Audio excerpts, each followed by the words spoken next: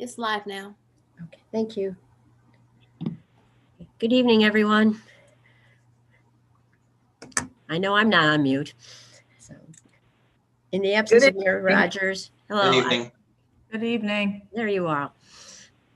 In the absence of Mayor Rogers, I will be calling to order the regular board meeting of February 1st in a moment. But first, because Mayor Rogers is not with us tonight, I'm going to ask Trustee Steve to give us an update on his status. Good evening, everyone. Everybody can hear me? Yes. I have a statement from Mayor Rogers and his family. It says the mayor has a medical emergency, that he is following the doctor's orders to remain on bed rest for the next 2 to 3 weeks. And that is the statement I have from Mayor Rogers and his family to give to the board. Say keep the mayor in your prayers. And I got a chance to conversate with him. He's in good spirits, clear of mind. And that's it. That's what I have to read for the update on Mayor Rogers. Thank you, Trustee. I'll now call the meeting to order at 6:39 p.m. and call the roll. Trustee Denton. Present. Trustee Steve. Present. Trustee House. Present. Trustee Brown. Present. Trustee Holmes. Present. And Trustee Henyard. Present. Thank you. Now I would like to ask for a motion to appoint a Mayor Pro Tem to chair this evening's meeting. I make a motion to appoint Jason House, Mayor Pro Tem. A second. Okay. Motion by Trustee Steve, second by Trustee Denton to appoint Trustee House as Mayor Pro Tem. Okay, any discussion? Otherwise, I will call the roll. Trustee Denton. Present. That would be an aye. Aye. I'm sorry. Aye. Trustee Steve. Aye. Trustee House. Aye. Trustee Brown. Aye. Trustee Holmes. Aye. And Trustee Henyard. Trustee Henyard, are you there? Feel like she may have got disconnected. She was there a moment ago. Well, we've got 5, so I guess we'll proceed. Okay, 5 members present. We do have a quorum, so I think we'll start off with the Pledge of Allegiance. So I'll stand. I pledge allegiance to the flag of the United States of America and to the republic For which for it which it stands, stands, one nation, one nation, under God, under God, under God, indivisible, indivisible, liberty, with with liberty and justice for all. And if I can ask Trustee Holmes, would you be okay with leading us in prayer? Sure. Heavenly Father, we ask that you bring us together at this time. We ask that you heal us and heal the village. Help us to build this village up. Help us to love each other, not hatred. Let us have a peaceful meeting and be joyful and help each other. Amen. Yeah. Amen. And just briefly, we definitely want to ask everybody to say a prayer for a quick and healthy recovery for Mayor Rogers. Saying that, next thing on our agenda is our general announcements. So I think normally we have the clerk's report. Okay, I see your clerk reports down there. All right, so general announcements. Anybody have any general announcements for the residents? Yes, I do. Okay, Trustee Holmes. Trustee Holmes. First and foremost, I want to ask that you look out for your neighbors and seniors. We've been out for the last 2 days, just trying to help remove snow, check on them, make sure they are okay. Make sure you have batteries in your fire detectors and alarm. And second, I would like to know if anyone who cleaned Village Hall during last week. There was a lot of calls called about the COVID testing and people coming inside of Village Hall. I would like to know who cleaned it. And then second of all, those are residents that came inside of Village Hall. I'd like to ask that you go get tested and then have those people who you made contact with after you left out of there, whether it was Tuesday or Saturday, to have those people to go get tested too. But moving forward, just like to know who cleaned it Was they certified? Was it professional service? And also for the safety of the employees there, if they haven't been tested, go get tested. Thanks, sir. Okay, thank you for that announcement. Any comment from anybody in the administration aware of any cleaning that's been done to the Village Hall? Yeah, so we did have it cleaned. Scott cleaned it with the chemicals that they use when you hire, people to come in from the outside. It was sprayed down and wiped down the entire buildings, including Village Hall and the water department, even though no one was in the water department.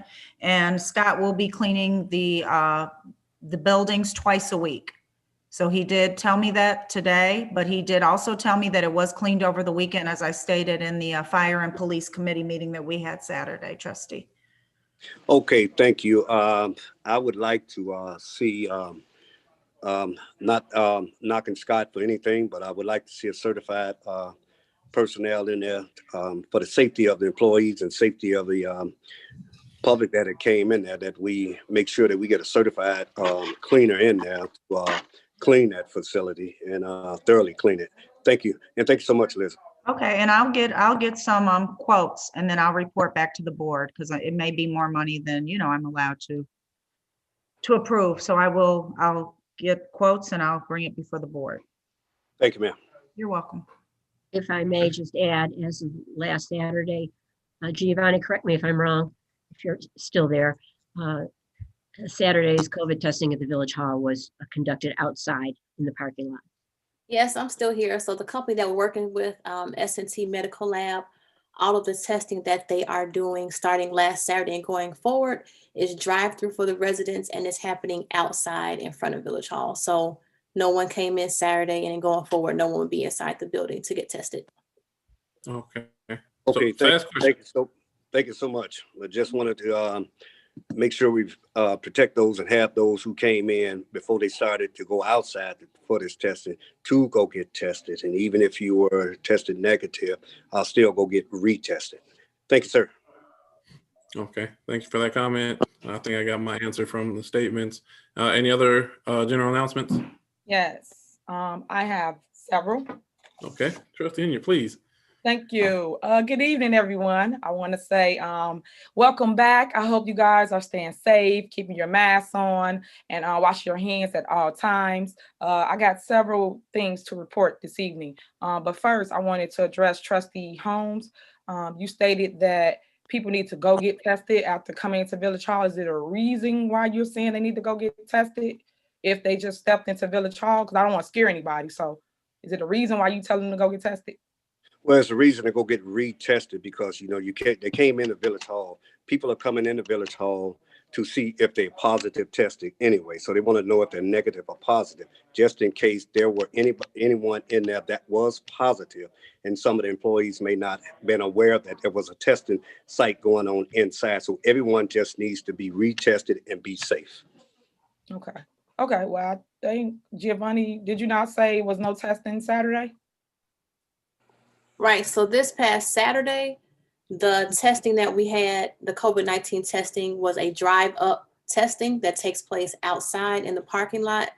He's referring to the previous week on Saturday, where there were no employees in the building, but the testers were inside of Village Hall, and residents had the option to come in to get tested. That was the first day of testing, and I believe there were 6 people that got tested that day that came in the building to get tested. But beyond that, it's been outside. So this past Saturday, we had about 53 people, but they just drive up, get tested, and they're able to just continue driving back home. Okay. Thank you so much. Just for your information, residents, we had 77 new cases as of January 19th of 2021 for COVID. So I try my best to encourage you to still wear the face mask. I know it's a lot of different things going on. People are looking for the vaccine, but please still protect yourself. Even if you take it, still wear your mask, still wash your hands, and still practice social distancing. So I just wanted to make sure you guys are aware of that. over the weekend, we did do a rapid COVID testing. It was located at Abundant Living Christian Center Church, 14540 Lincoln in Dolton. And that was really nice because it did snow, but you guys still came out shockingly. I just didn't think a lot of people would show up, but you guys showed up, took the test. You got your results in 10 minutes. So it was a finger prick, blood. They tested you and you knew right then and there if you was negative or positive. So if you guys are in need of a rapid test, you can reach out to myself, 708-963-2137. Again, 708-963-2137. And I can connect you with the person that does it. We're probably going to host another one. I don't know if it will be this month, but I'm just letting you know that that test do exist. 10 minutes, know if you have it or don't. Seniors. Yesterday, myself and Jason House, along with Kevin Barnes, we went out throughout the community after the testing, and we basically shoveled snow. So anybody that was blocked in, we saw a senior that was stuck on the side of the road, or anybody that was out trying to shovel their driveway out. We did show up. We had snow blowers and shovels, and a lot of you guys were very happy with the results. But if you ever need that, please don't go out there and shovel the snow yourselves. We helped this one lady. She was 93 years old. I was like, why are you out here? Call us. So again, I give my number for that reason. So 708-963-2137. Do not shovel that snow. That is a lot. Even Justice fell in the snow and you couldn't even find her. It's a lot of snow, guys. So be careful. Call for help. Is Attorney Murphy on here? Attorney Murphy advised he'd be a few minutes late. I'm here. Great. Oh, okay, great. I Thank just you. got here. Question, Attorney Murphy, I sent a email out last week inquiring about the BP Capital settlement as relates to the company, the settlement agreement. All I'm asking for is a response so I can kind of know what's going on with that. Yes, hold on. Let me get joined up here. Hold on, let me get good evening, everybody. Good evening. Trustee Henry, I don't recall getting an email from you, but I received a rewrite edit from the lawyer for BP over the weekend. I forwarded that to Elizabeth and to the clerk saying that I have not reviewed that last redraft, so I'm asking that it be taken off tonight. I forwarded that to Trustee House as well. Well, yeah, I emailed the entire body. I'm pretty sure everybody got the email because a lot of them responded to me. So I just didn't get any legal advice from you as it relates to the things that I was seeking. So I'm Possibly you sent it to my old law firm address and not the current one. But in any event, Trustee House, you received that this morning, right? I did receive communication this afternoon. Yeah. Okay. Well, so I'm asking that be held because I'm not in a position with the other side where I can present the document to the board for approval. Right. But what I'm asking is, right when we talked about it at the last board meeting, Yeah. I sent the email right after that just to ask questions as it related to who the people were that was offering the village the $20,000 for the property.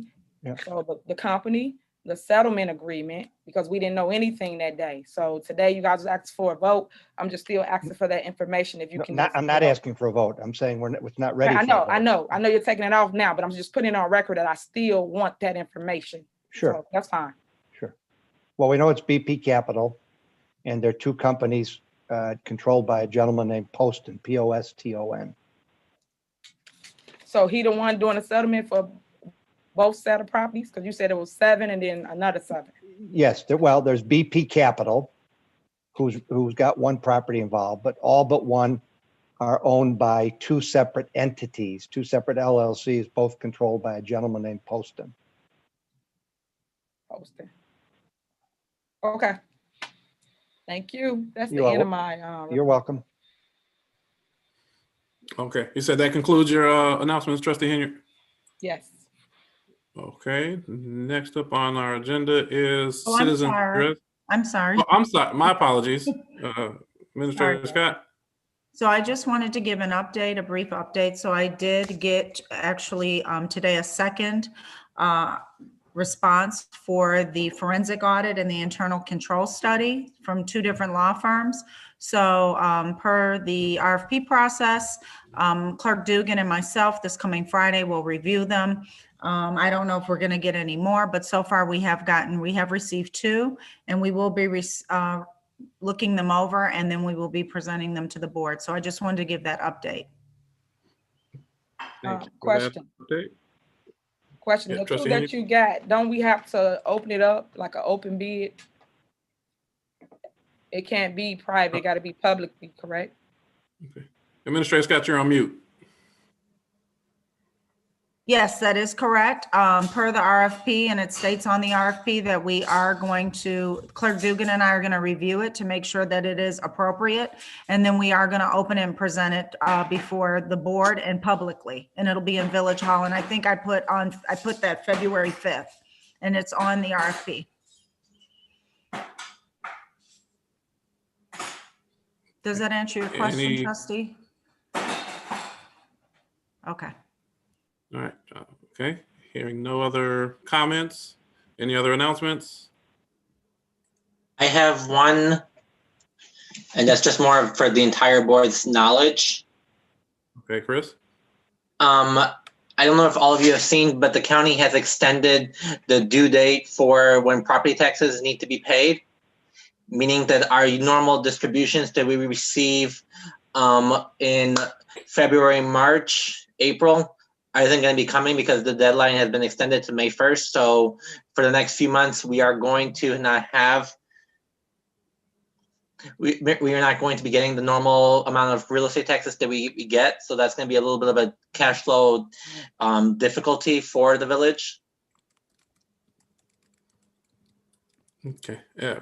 If I can ask about that, Chris, when you say cash flow difficulty, alarming to the point, would that difficulty be alarming to a point where payroll is at risk, or do we need to make payment arrangements with other vendors? Can you kind of elaborate on difficulty? So I have looked at it, and for at least through this current month, we should have no problem with both payroll and paying all of our bills. I'm hoping that it gets better in March. So for at least for the month of February, we should be all good with paying all vendors and paying all payroll. Mr. Chairman? Yes, sir. Attorney Murphy, please save us. Yeah. Hopefully, we just got this from the treasurer's office remember last fall, the deadline to pay the second installment was extended 2 months. Basically, they're saying they're not charging a penalty for 2 months of delay. Now, they're doing the same thing for the first installment this year. Hopefully, the banks will do what most of them did last year, was when the regular second installment due date came due, the banks were, when I make my house payment, I'm building in my taxes to the house payment. Hopefully, the banks will be releasing that money in March instead of in May, because they're holding it. It's just money they're holding in an escrow ready to go. So, but Chris wanted to alert the board of that because it could, the cash flow where we get normal large distributions end of March may be slowed down or interrupted. But that's just came out today from the treasurer's office. Hopefully, the banks who are holding the homeowners' property tax money will just release it in March. But Chris was right with the early alert, so it's a stay tuned. Okay. Thank you very much for that, Attorney Murphy. Any other further comment for general announcements? Okay, hearing none. I do have one thing that I actually just received a message from a resident. So Giovanni, are you able to check the live stream? There's a resident indicating that they're having difficulty getting access or signing in or making a comment. Is there a way to test to make sure that nobody is restricted from the comment? Because I think we're coming up to the first citizen's address and we want to make sure that all residents' comments are heard. On my end, let me see. I can just go in through my personal cell phone to just double check it really quick. All right. Yeah, so if you're able to, so that way we'll know it's clear. And if you just make an announcement that you're able to successfully do it, so by the final citizen's address, we'll have all comments available. Yeah, may I be recognized? Yes, sir. Trustee Holmes. Yeah, I do want to iterate on that. A lot of their constituents complaining that they tried to get in. They have been trying to get in and voice their opinions for the longest, and they can't get in. So that's the biggest complaint we have. We want to make sure that all of them voice their opinion, get in what they have to say. I'm not saying they're choosing people here, choosing people there, but let all of them have the right to speak. I'll speak to that just as a quick response. So to my knowledge, there hasn't been any technical related issues. No one has been blocked at all on my end. Last Saturday, there was an issue of delayed updates. It maybe took like about 10 minutes or so, but then everything populated. So everything did show up, but it was like a little bit of a delay. And then I also put the link to the YouTube watch page in the chat box. So if anyone on the call wants to click on it and glance in, you're more than welcome to do that as well. Okay, and I guess my one ask, if you can, I'm going to struggle with multitasking because I'm reading the agenda. Okay.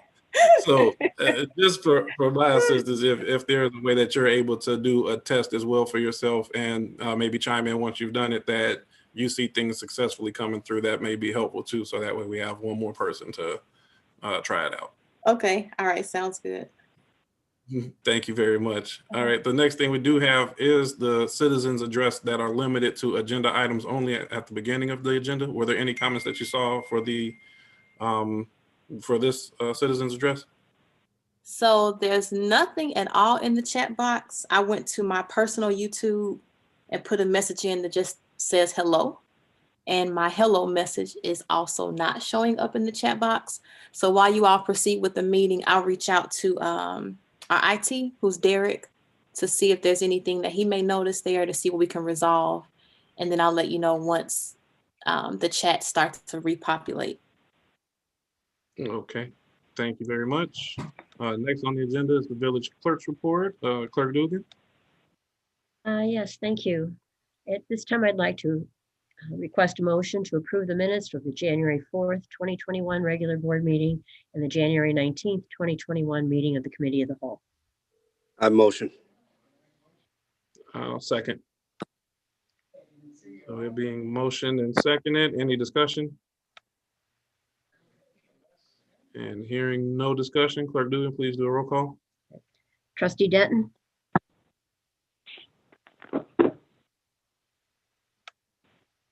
Unmute. Aye. There you are. I've never done that. Trustee Steve? Aye. Trustee House? Aye. Trustee Brown? Aye. Trustee Holmes? Aye. And Trustee Henry? Aye. Okay. Thank you, everyone. And the only communication I have this evening is to reiterate what Chris Mirabelli pointed out a few moments ago, that the Cook County Treasurer has announced that property taxes, the first installment that I'm sure most of us or many of us received this past week, is on schedule, but the deadline has been extended to May 3rd before any late penalties would be accrued. So instead of March 2nd, I believe, it would be May 3rd before penalties are due. Okay. Any further communications, Clerk Dugan? No, that is it. Oh, I'm sorry. One reminder, as with January, the next Committee of the Whole will be on Tuesday, the 16th, I believe, because of the holiday on Monday. So again, that would be Tuesday, the 16th at the same time. Okay. Thank you for that. Moving on to our next agenda item is our engineer's report. Is our engineer's Ron available for engineer's report? Ron sent a message and he will not be in attendance, but I believe he sent the engineer's report and the board should have that in the packet. Okay. So we're going to move along from the engineer. Anybody had a comment on the engineer's report? Yeah, Trustee Holmes. Yes, sir. Okay. You know what? I'm going to request that we, as board members, have get a meeting with Ron. I mean, a serious, deep meeting with him. Personally, I need to find out, where he's working at and how has he's been working on this infrastructure all over Dolton. I mean, he's been there for the longest. We need to find out, what he's doing, where he's at, and, what can we accomplish get this infrastructure done. So if board members are agreeing with this, and then I'm gonna move forward to try to get an appointment, and all of us can sit down around the table, so we can try to rebuild. Okay, thanks for that comment. I think, and that may be one that you may want to work with Trustee Steve as well on. I know that Public Works, I believe that may fall on the Public Works Committee, but of course, we're all as trustees, we're free to kind of collaborate or work with it. So I would kind of maybe suggest collectively working through, and then that way items can be brought up through that committee meeting and push forward. Any thoughts, Trustee Steve or Trustee Holmes? Yeah, that's why I said, all of us under one umbrella with this, including Trustee Steve. Thank you, sir. Yeah, I'm okay with it. We don't want to violate the Open Meetings Act, so I guess we can space it out, unless we have a clearly open meeting to discuss that. But if we all sat down together, we would violate Open Meetings Act behind, around the circle table. So, like I said, if Trustee Holmes wants to sit down with Ron and sit down and get the input, and then we can do it like that.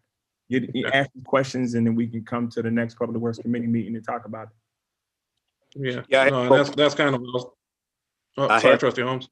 Yeah, I have no problem with that, but I'd rather us meet as a unit instead of meeting with him one-on-one, so we all can be on the same page and find out exactly where he's been and where he's at with this. All of us at the same time.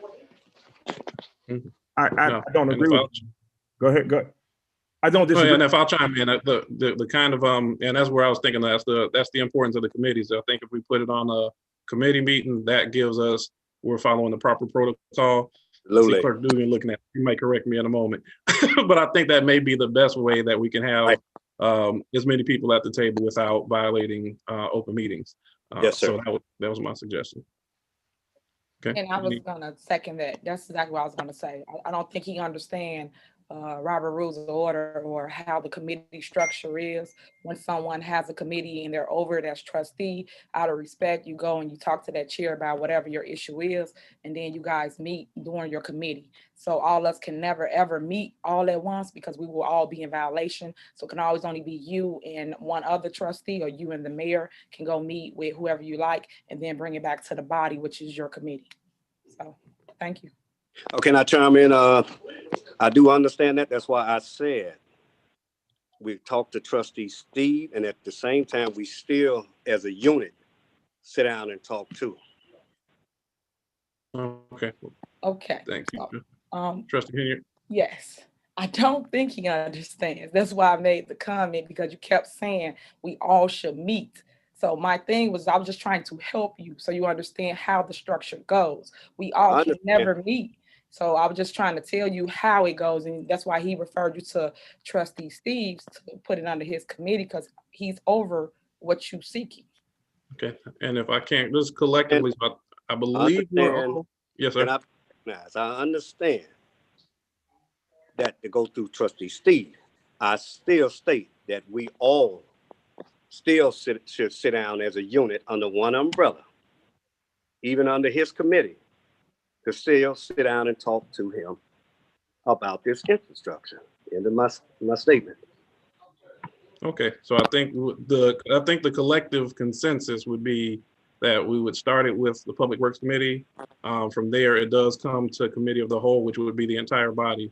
And so I think we're all in agreement. We want to get the streets and everything repaired. We want to have an idea, and we want to share that with the residents. So I think step one is going to be working through Trustee Steve's committee with the sense that we have an agreement there. That's true. Yeah, we got agreement there, but I just want people to be this passionate all the time, not just when, things is happening. I just want people to always act like this over their term when they sit here as trustee. Thank you. Okay, so we're gonna go next to the committee reports, Finance Committee reports. So first is mine.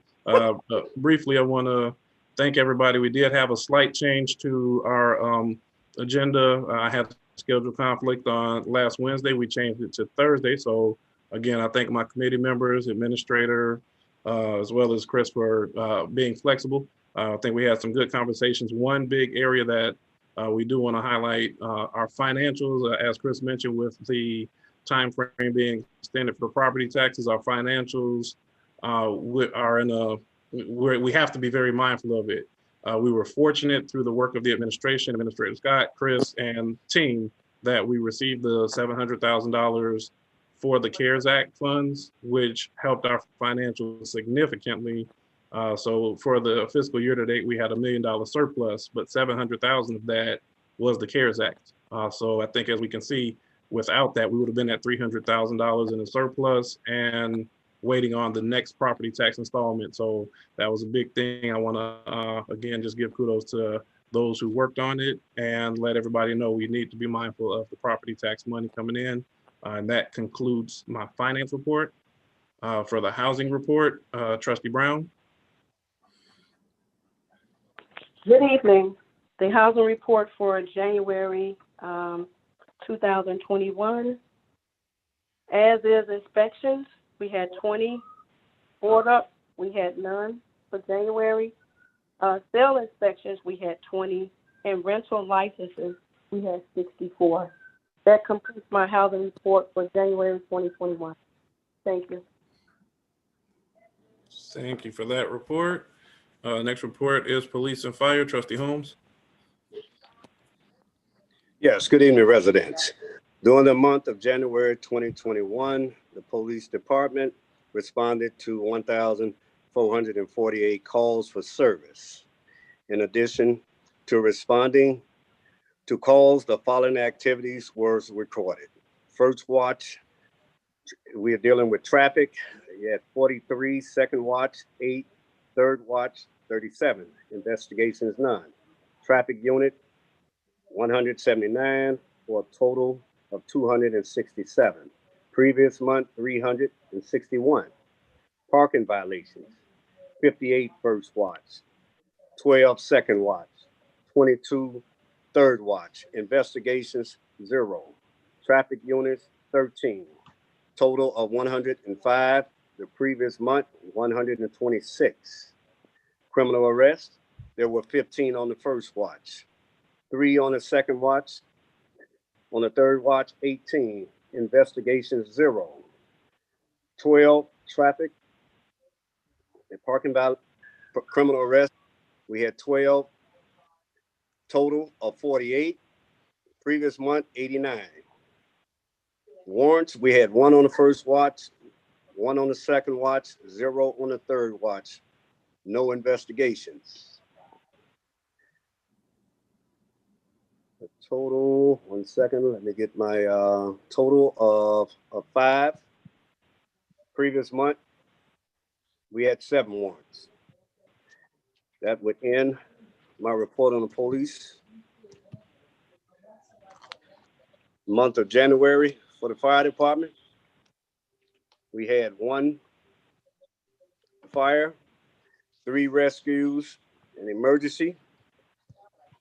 Hazardous condition, we had 4. Service calls, 5.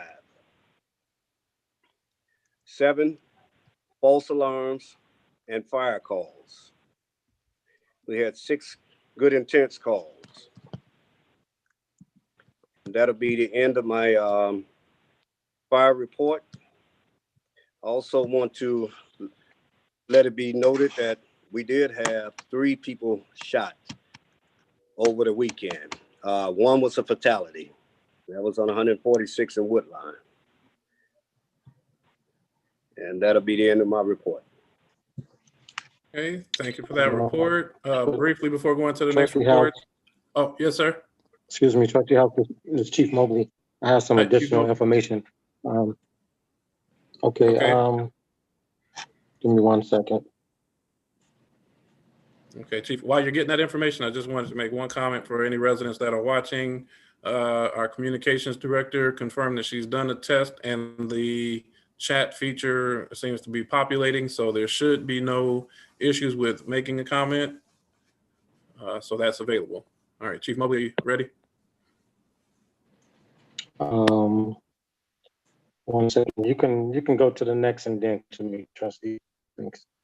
Okay, and next we have 2 reports. Trustee Steve, I think you normally do them collectively, the Public Works and Millennium Fitness. Yes, yes. Good evening, everyone. Matt Stacy, are you on? Yes, sir. Good evening. Yes, sir. Good evening. Could you give us an update of how the snow removal has been going in the village? As we know, we got hit with that huge amount of snow. Could you tell us how it's going, the morale of the Public Works Department, and how the streets? Just give us an update how they went this whole weekend. This whole weekend, I would like to commend my guys that came out. We've had a lot of snowfall over this past weekend. The guys have been out since Saturday around 4 p.m. They were called in when it started, and they didn't stop until 8 o'clock last night. We had 2 different shifts come in. This way, guys were getting a little break in time there. But everything went smooth. You know, it was, you catch up with it, the snow falls down harder, and then we're back to trying to play catch up. But they did good. They were out there. You know, I'm proud of the guys. Okay. That's good. That's good to hear. Everybody know that this was a heavy weekend as far as snow. A few more things from the Public Works Committee is that the Public Works Department has checked, has repaired 4 B boxes, and they repaired 24 streetlights. And again, I always remind, the reminders are, please put your garbage out the night before the garbage pickup, along with debris you may have. The last day of ag pickup was Friday, December 4th. So that's passed. Also, if you see water coming out the ground, please call dispatch at 708-201-3240. We will be having a Public Works Committee meeting this week or next week. There's a few things we got to discuss, from stuff that Trustee Holmes talked about to the fire hydrants. There's a few things we got to discuss this upcoming Public Works Committee meeting. I know we have some truck issues over there. I go over there, try to go over there at least 2 to 3 times a week. I talk with the superintendent, talk with the guys, and see what's going on. So keep in mind, keep your ear out for the Public Works Committee meeting, so I can inform everybody of what's going on in Public Works. My next report is Melanie Fitness. Thankful we are about to, it looks like I've been seeing the communication between Elizabeth Scott and the attorney. So it looks like we're about to finally list Melanie Fitness, to get it listed out there to potentially get some sellers, get some buyers. Of course, Rashid Dow Detox Cafe is still open. We still maintain the pool. We still maintain everything over there. It's still in good condition. I think we had a furnace go out or something like that, but we still maintain it. So finally, and on my Public Works Committee meeting, I usually combine the 2, Public Works and Melanie Fitness. So I will combine the 2, and I'll give the update of what's going on with the sale and get it listed finally. And that's the end of my report, Mayor Pro Tem. Thank you for that report. I think Chief Mobley, you had a comment or a statement you wanted to put on the record.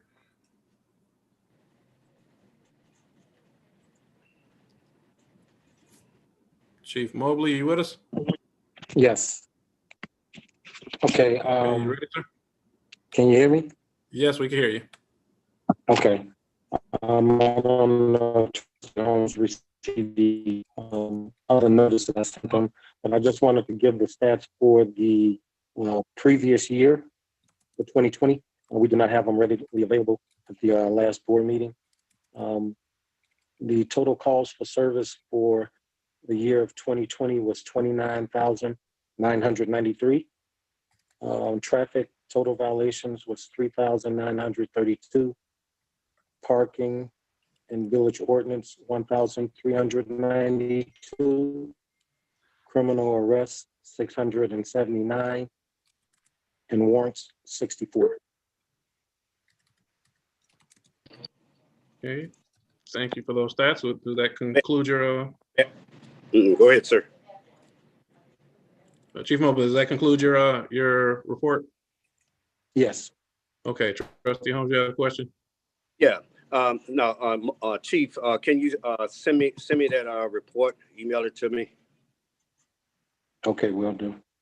Okay. I'll report it to you. Mayor Pro Tem, may I piggyback? I want to piggyback on something. Yes, sir. Okay. I just like to ask the residents to continue calling in about these chop shops.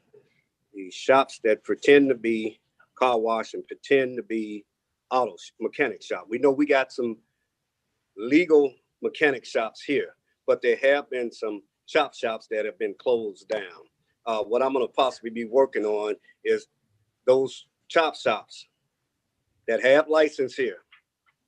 I'm going to draft the ordinance and work with our trustees, because if you have a legal business here and you have a chop shop here where other people are coming here bringing other people's vehicles after they done stole them, whether it's from Chicago, wherever they done stole them from, and you're holding them and you're chopping them up in your business. I'm gonna try to get an ordinance together, with your license. I understand this one shop has been closed down for either 3 weeks or close to a month.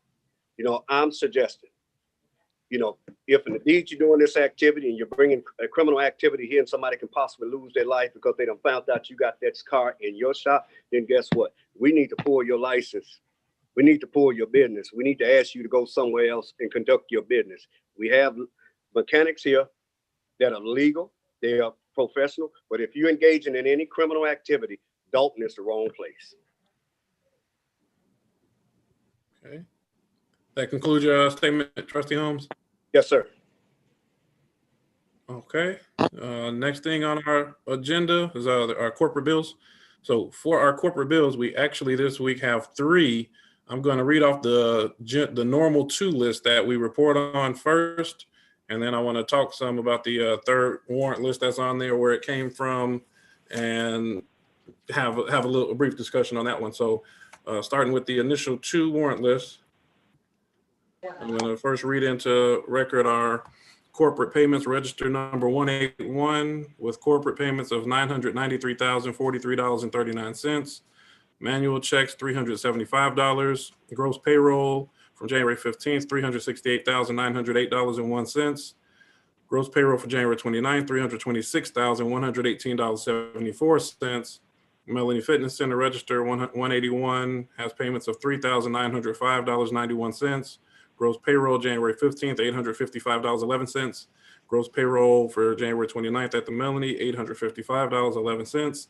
Total corporate payments, $1,694,061.27. That is our payment register 161. Our electronics payment register is corporate payment register number 180 with corporate payments of $22,409.40 from the water fund, payments of $1,456,189.74. Our bond 2009 A bond payments of $1,116,800 even. 2009 Series B bond payments of $386,377.50. 2009 C bond payments of $1,144,250 even. Homewood disposable bond payment of $285,335.75. Total payments on register 180 is $4,411,362.39. Motion that we pay both registers 180 and 181. And I'm asking for a second. Second. Thank you. Hearing it motion and second it. Any discussion on the registers 180 and 181? Yes, I just got 2 questions.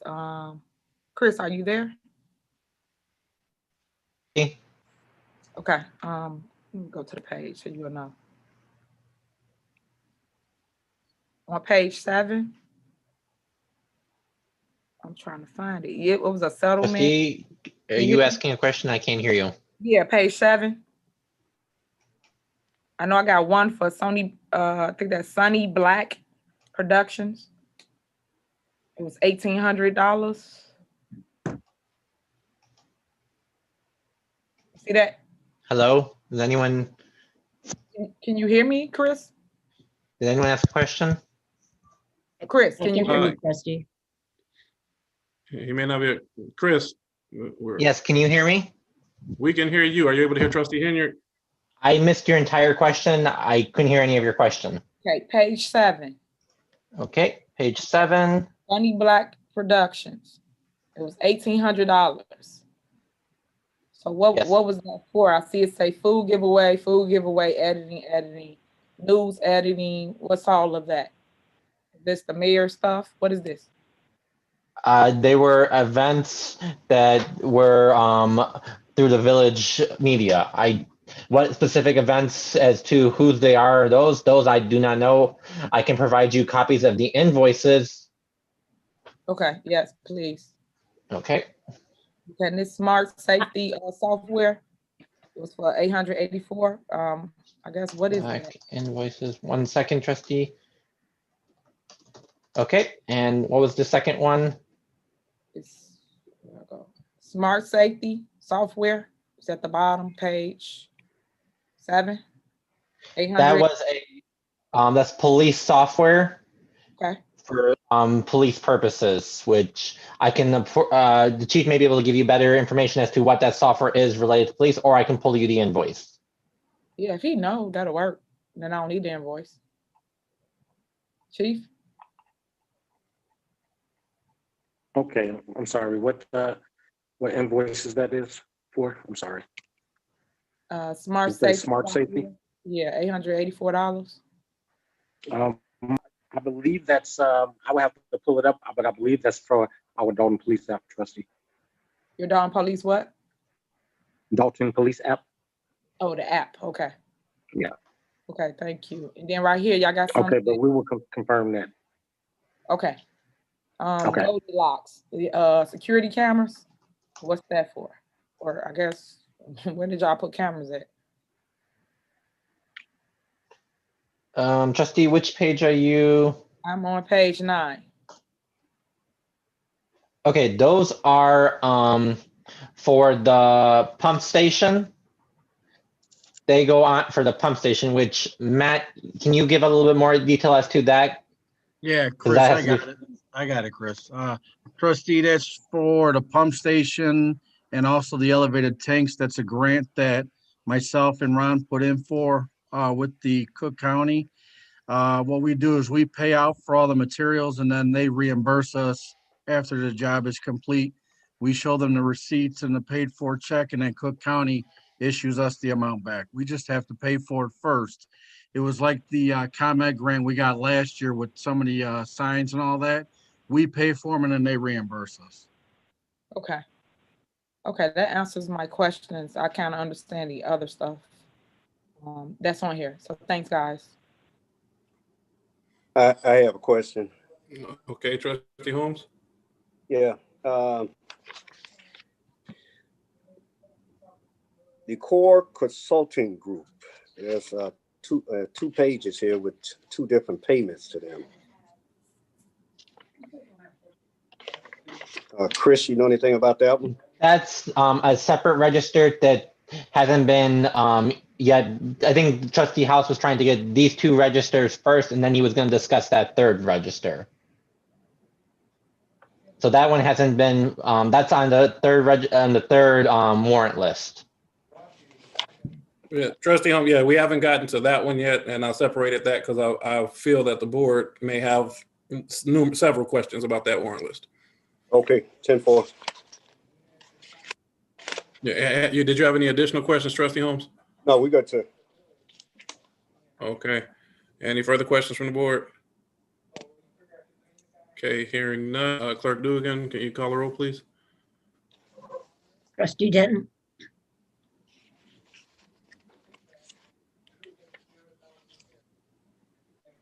Aye. Trustee Steve. Aye. Trustee House. Aye. Trustee Brown.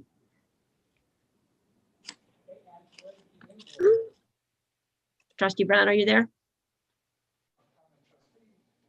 Okay. Trustee Holmes. Aye. Trustee Henyard. Aye. Trustee Brown, are you back with us? Okay. 5 ayes. Okay, hearing 5 ayes. The next warrant list, and we do not have a register number for this one. It was emailed to everybody. It was an email document, AP manual checks listing, December 2019 through January 2021. This is a list that the board received Thursday of last week, and I believe there will be several questions. Ultimately, I think that we may need to dive more into it prior to approving it. However, I did want to allow the board time to discuss it. So I'll ask either Clerk Dugan or Attorney Murphy, do we need to motion it first so we can discuss it, or what's the proper way to do it? Because I don't have any intention on voting for this one, but I do want us to discuss it openly before we move on. Is your, Trustee House, is your plan to move it to your committee for discussion? The plan would be that we move it to discussion on committee of the whole, ultimately. I think the easiest thing then, so you could handle everything at once, would be have a motion to refer this to the committee of the whole meeting on, what is that, February 16. 16. 16. Well, and the reason I want to discuss now is I think there are going to be some questions that will be directed towards Chris as our finance person, and it'll be better that he have those questions now, so that way he can begin the process of working, and then on the 16th we can start receiving answers. That's fine. You can just flag those now and just, so Chris will know which ones are the. Okay, so then I'm going to motion this move forward just for discussion prior to referring it to the 18th. So I'll motion that we discuss, I'll say, the AP manual checks listing. Second. Okay, motion and second. Just for discussion, last week in receiving the warrant list, I took a look over and noticed that we did not have the manual checks listed on our warrant list, and noticed that it had not been on our warrant list for several months. Upon looking at that, I contacted Chris. He indicated that he was just discovering that too, and provided a list for board for us to go back and approve. And that's the list that Trustee Holmes was referring to. I believe all board members received it. If they did not, please reach out to Chris for them. It was a 3-page document, and these items were checks that were printed manually, did not go on our normal warrant list. My questions to Chris were, how did these not make it to the warrant list? He has done some research with our software provider, but he's still awaiting response. And also, I guess for Attorney Murphy, some items on this list I would not be in favor of paying, and I don't know if the board will feel the same way, but if the board refuses to pay them, seeing that these items were already, does not vote to pay them, but these items have already been cashed, what would be our next steps? So those are my two questions. Now I'll open it up for any board members that have questions that if we can answer them now, we will, and if not, we will seek answers on the 16th. So Attorney Murphy, I think you may have had a comment. If there's checks there are payments that have been made to people that were not authorized, we would have to put those people on notice, demand return of the payment. And, we'd have to cost benefit it naturally and see if we may have to take legal action to get that money back, to claw it back.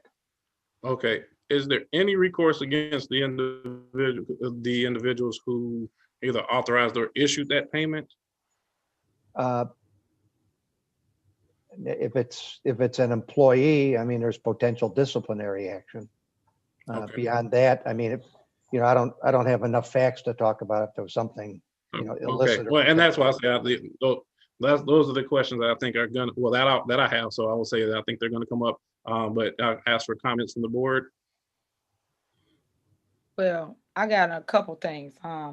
My main question is what he just hinted on a little bit. Who authorized the payment, Chris, for these checks to be cut manual?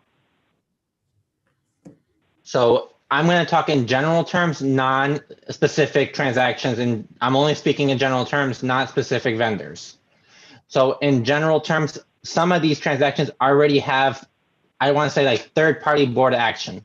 So like some of the larger dollar amounts, the board has already discussed and through other actions approved those payments. Like some of them are for the TIFs, which I've spoken with some of you earlier, in which you guys through email consensus had voted to approve those payments. So then there's ones like your guys's your general liability, third-party administrator renewal. Once he runs out of cash because he handles your workers' comp and those types of things, once he handles that situation, you guys have already given them the authority to refund it so that you guys can continue paying workers' comp claims and those types of things out. So those general large dollar amounts, you guys have already authorized in general, since you've given them authority to send those payments. Otherwise, those items won't happen. Then there's the secondary level, is the village does have in their policy that department heads have 1,000, I think. Then there's the next level of 5,000 where it can be approved by village, by the village. By the village who? Let me, I have to look to see who specifically is named in the policy as having the $5,000 authority. I don't have the exact title on top of at the top of my head, trustee. I can look into it and get you an answer for the next meeting. Okay, the reason why I'm asking, because you handle the money. So you telling me you don't know who you answer to when it's time to cut a check, of whether it's Janice, whether it's Elizabeth, or the mayor. Who signs off on these checks? Hold on. Who signs off on these checks to be cut? Not what you just said. We understand the stuff that's supposed to come out, but I'm talking about the stuff that you're not naming. For instance, we said we're not paying Prokowski and Sons tree services, right? But you guys still took it upon yourselves to pay them, put it on this list where the board don't see it, and y'all still pushed it through after the board said no. So that's where my issues come in at. This warrant list right here is $1.3 million of money that the board saw some of it and sit in half of it. We don't even know what happened. So that's where my problem come at, because then y'all put this in front of us and want us to vote on it, but yet y'all paid them already. So please explain to me what you expect us to do. If they already paid, why are we approving something that you guys already took upon yourself to pay? That's my question. And I keep asking, who authorized this? Who? It's like everybody's scared to say the name. If the mayor authorized it, say it. If Elizabeth authorized it, say it. If Janice authorized it, say it. Who did it? That's all I want to know. Oh, Chris, did you have a comment or? Yes, trustee. Okay. Prior to Elizabeth joining, being brought back to the village, the person who would stand in the position of Elizabeth was Janice. So usually the two people who are on that authority level as to the 5,000 are Elizabeth and Janice. Those are the ones who, when I look at POs for inputting, the two people whose signatory based on from when we were brought in for the purposes of handling the village's billing, the two people who you have the authority in that sense of the 5,000 threshold would be Elizabeth and Janice for regular billing, as to those are the two people who usually sign all of the POs for the 5,000 threshold. Okay, so those are the. No, go ahead. If I can too, Trustee, I want to kind of chime in there too.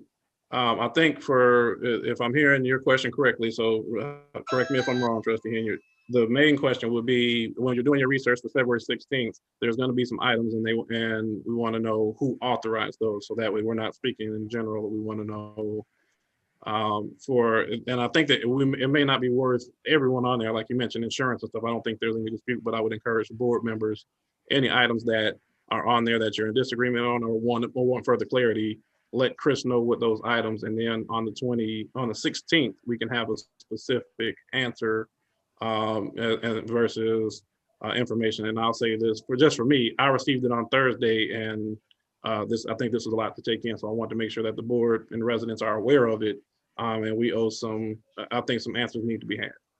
But Trustee Henry, did I sum that up? Or you have further question on it, or I didn't want to? Yeah, I just don't want him seeing the stuff that still on here that we did not approve. Because there's things on here that never came across the board, but yet it got paid. So half of the time, and this is why I always speak on mismanagement of village funds, because now the current administration is mismanaging money because board don't see it to approve it, but yet we get the burden of it's our fault. No, the trustees do not know. The trustees had no knowledge that you guys were sending out manual checks. So I just want to make it really clear of why we go back and forth over the bills, because money being spent without board approval.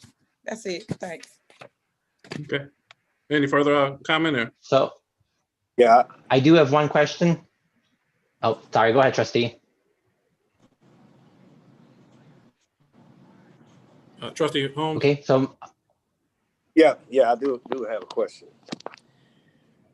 Chris. Yes. You know, at any given time, I know you're going over these documents before the board meeting. I have watched you. I have listened to you. I just want to know the same thing. Why don't you come out with a complete answer about who approved this? And I got to agree with the trustee and then the other trustee.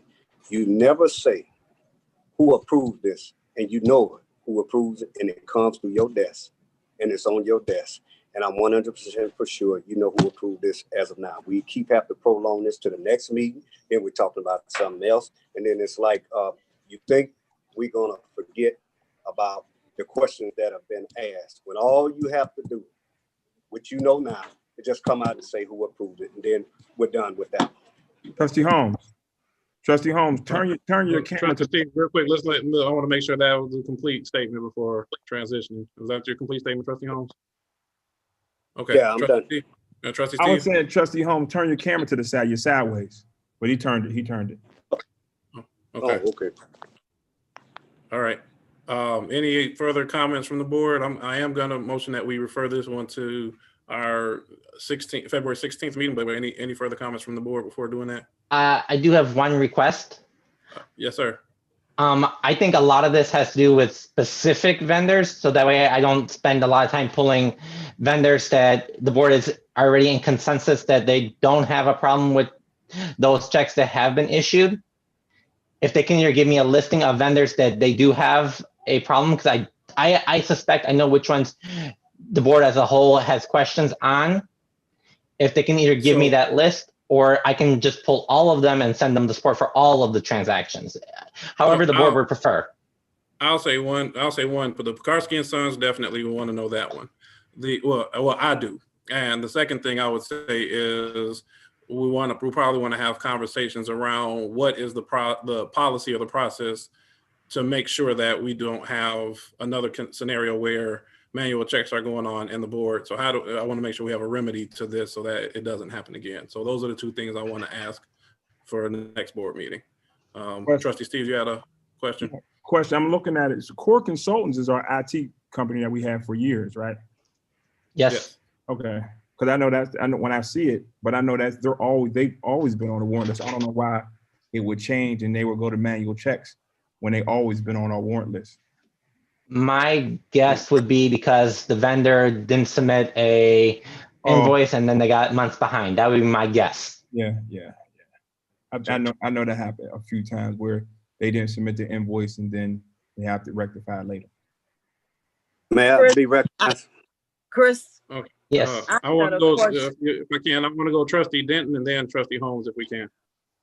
A quick question. On the list, there's McCarthy Ford for the purchase of a vehicle.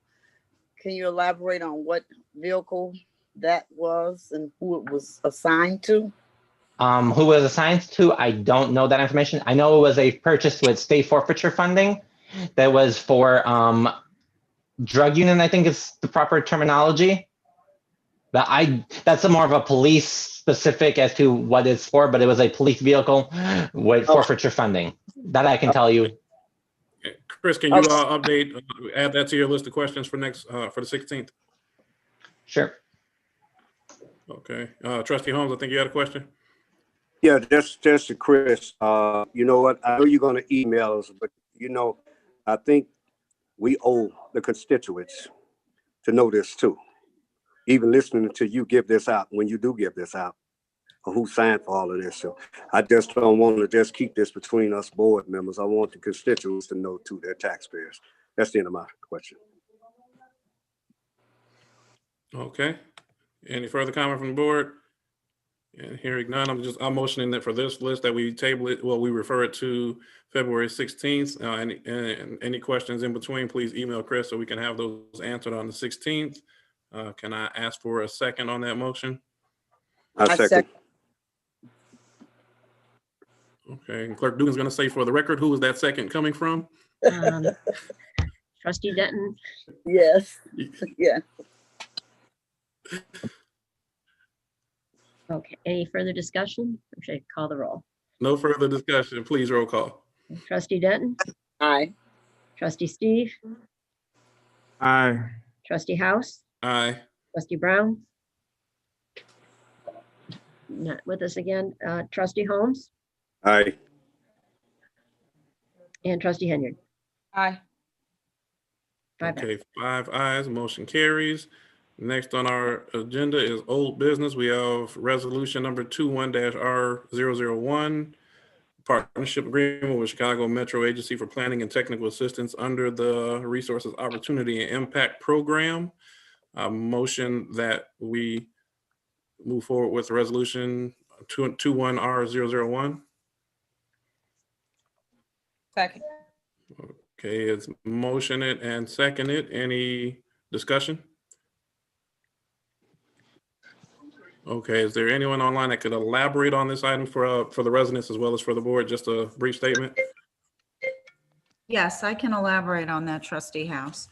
Thank you. So at the last committee of the whole meeting, I added this to the agenda. This is a partnership with CMAP. It's basically an intergovernmental agreement. It is a pilot program, and it's with ORI, which is Resource Opportunity and Impact. I've personally worked with CMAP on several projects. A lot of them are ongoing. Some of them are the quiet zones. I'm currently working on the CalSag Trail project, and that's a partnership with Burnham, Calumet City, the Dolton Park District, and I've also worked with them on the grade crossings and also the pavement analysis. So I've worked with them on many different projects, including projects with the county. And basically, this is a pilot program. They would help to bring support, transportation, flooding, and all other long-term planning projects that I work on. And it's basically a 6-month program to help get us grants and put us on the track, basically the fast track, and to help me organize some of the projects that I'm already working on. And they do support with the MacArthur program. So basically, there's no money being exchanged. It's just an intergovernmental contract and agreement between us and the village for them to come to the village and help us. Okay, so hearing that description, we have been motioned and seconded. If there's no further question from the board, I'll ask Clerk Dugan, please do a roll call. Trustee Denton, Aye. trustee Steve, Aye. trustee House, Aye. trustee Brown, trustee Holmes, Trustee Trustee Holmes, you're Holmes? on mute. you're on mute. Aye. Okay, thank you. Trustee Henyard. Aye. Okay, 5 ayes, motion carries. Next on the agenda is Vista National Renewal of Blue Cross Blue Shield Insurance. This was discussed at Committee of the Whole. I'll ask if I can get a motion that we move forward with the Vista National renewal. I'd like to make a motion to move forward with the renewal for Vista. Okay, and any second? A second. Okay, motion and seconded. Any discussion? And hearing no discussion, Clerk Dugan, please roll call. Trustee Denton, Aye. trustee Steve, Aye. trustee House, Aye. trustee Brown, trustee Holmes, Aye. and trustee Henyard. Aye. Okay, was that 5 or 6 ayes? That's 5. I'm still not hearing from trustee Brown.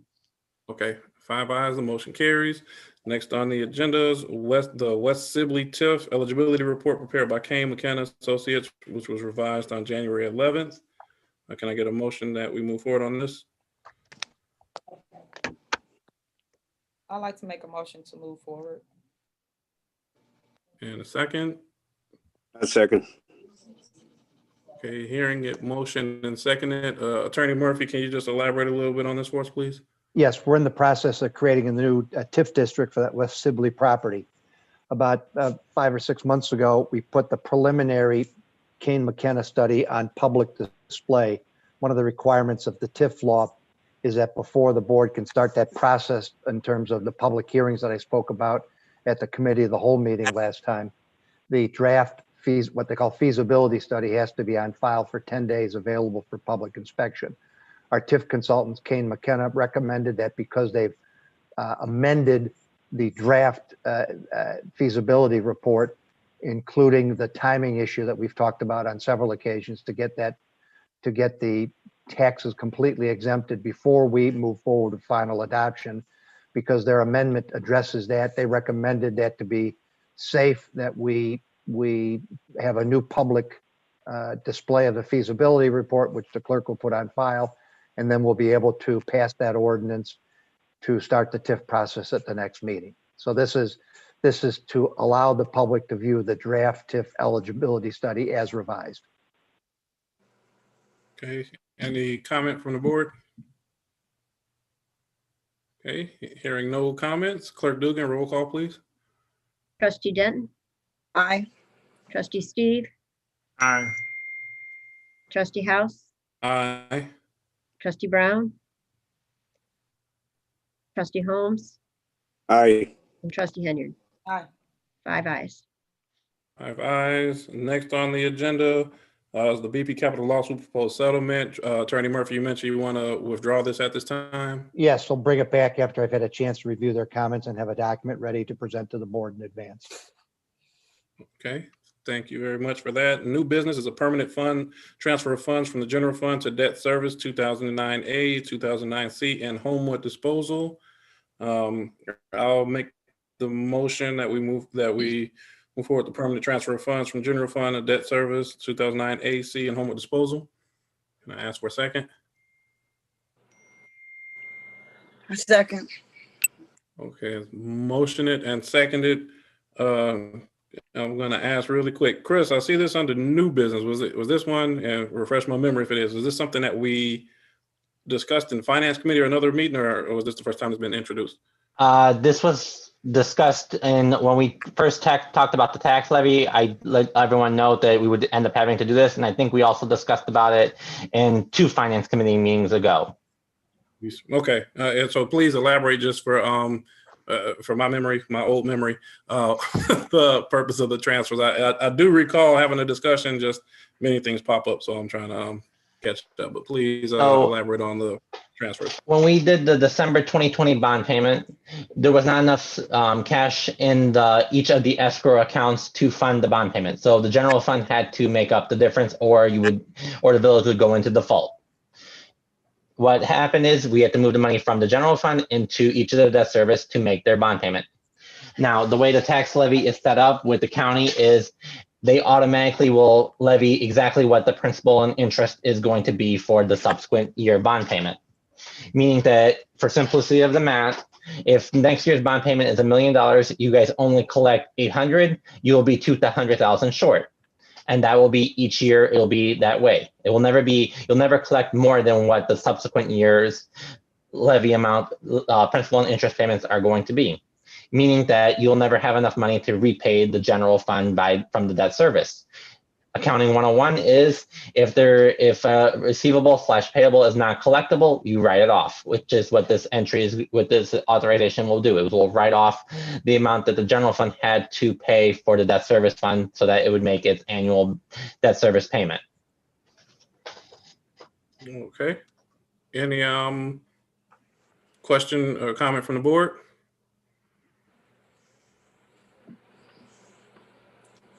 Okay, hearing no comment or question, Clerk Dugan, please roll call. Trustee Denton, Aye. trustee Steve,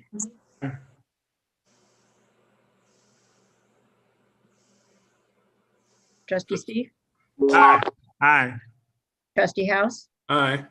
trustee Brown, are you there? Absent, trustee Holmes, Aye. and trustee Henyard. Aye.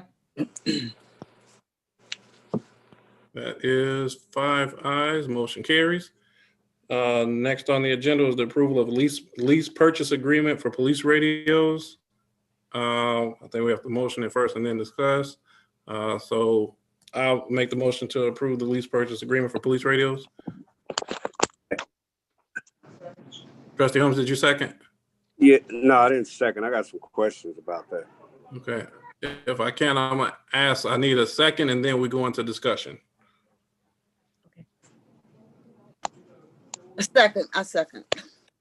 Okay, I hear Trustee Denton as the second. So it's motion and seconded for a discussion purpose at least. Chief Mobley, please kind of elaborate on this point. Okay, good evening, everyone. Okay, the Village of Dolton, the police department, we're in need of radios. In Illinois as a whole, all the radios that the different police department had, they were no longer going to be of usage, kind of like a cell phone.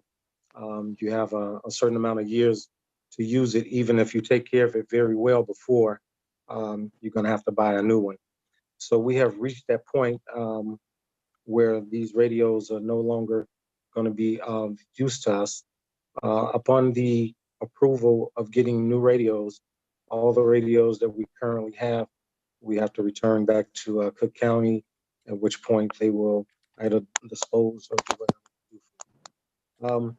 I knew the village didn't have the money to purchase the radios, so from one of the chiefs turning me on to a lease option, which the total amount for the radios $1,913.75. With this lease agreement, it'll be a 5-year lease. Is majority of the money, I would say, I haven't did the total percentage, but I want to say maybe 97% of the funds will be covered by the emergency telephone system board, which is a separate body government outside of the Village of Dolton, in which Dolton is a part of. The reason why I'm asking approval from the board is because the ETSB only approved 50 radios, in which I need to order 65. So the village will be covering the cost for the additional 15 radios.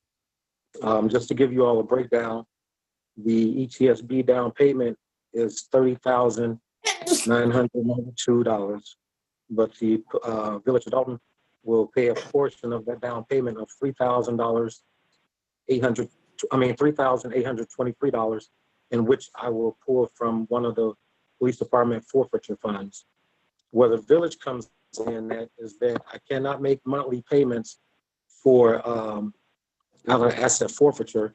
So for the lease, the 5-year lease agreement, it will be $1,169.91 that the Village of Dolton will pay, whereas the ETSB will be paying a monthly payment for the 5-year lease agreement of $5,000, $5,335.37.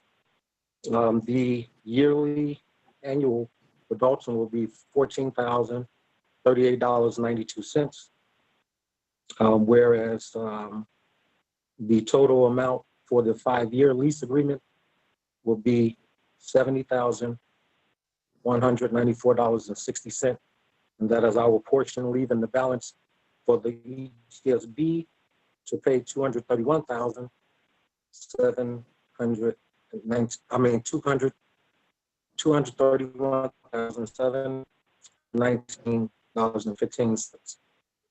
So have all the numbers. It has been stated, why do you need so many radios? I have the total number breakdown. I email it to the trustees, and each radio will go with leaving us 4 spares. If we face any problems of breakdowns or any problems that we may have, you always need a few spares. But other than that, all the rest of them are accounted for. Okay. Any Any questions? questions from the board? Yeah, I have a question. This is Trustee Holmes. Yeah, can you hear me? Yes, sir. Yes, go ahead, Trustee. Yeah. Has there been a contract signed already? No contract has been signed.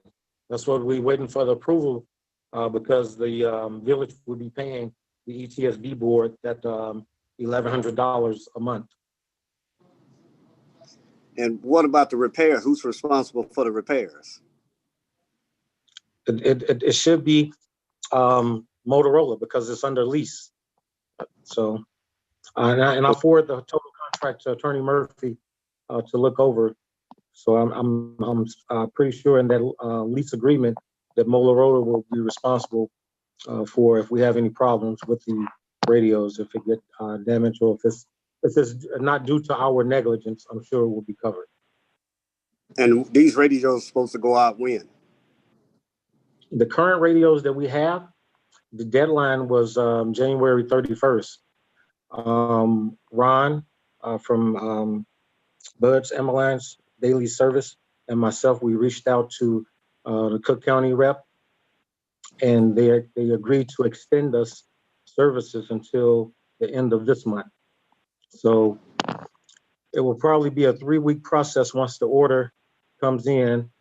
Once we place the order, then they have to get the radios together. They also have to be programmed and then shipped out to us.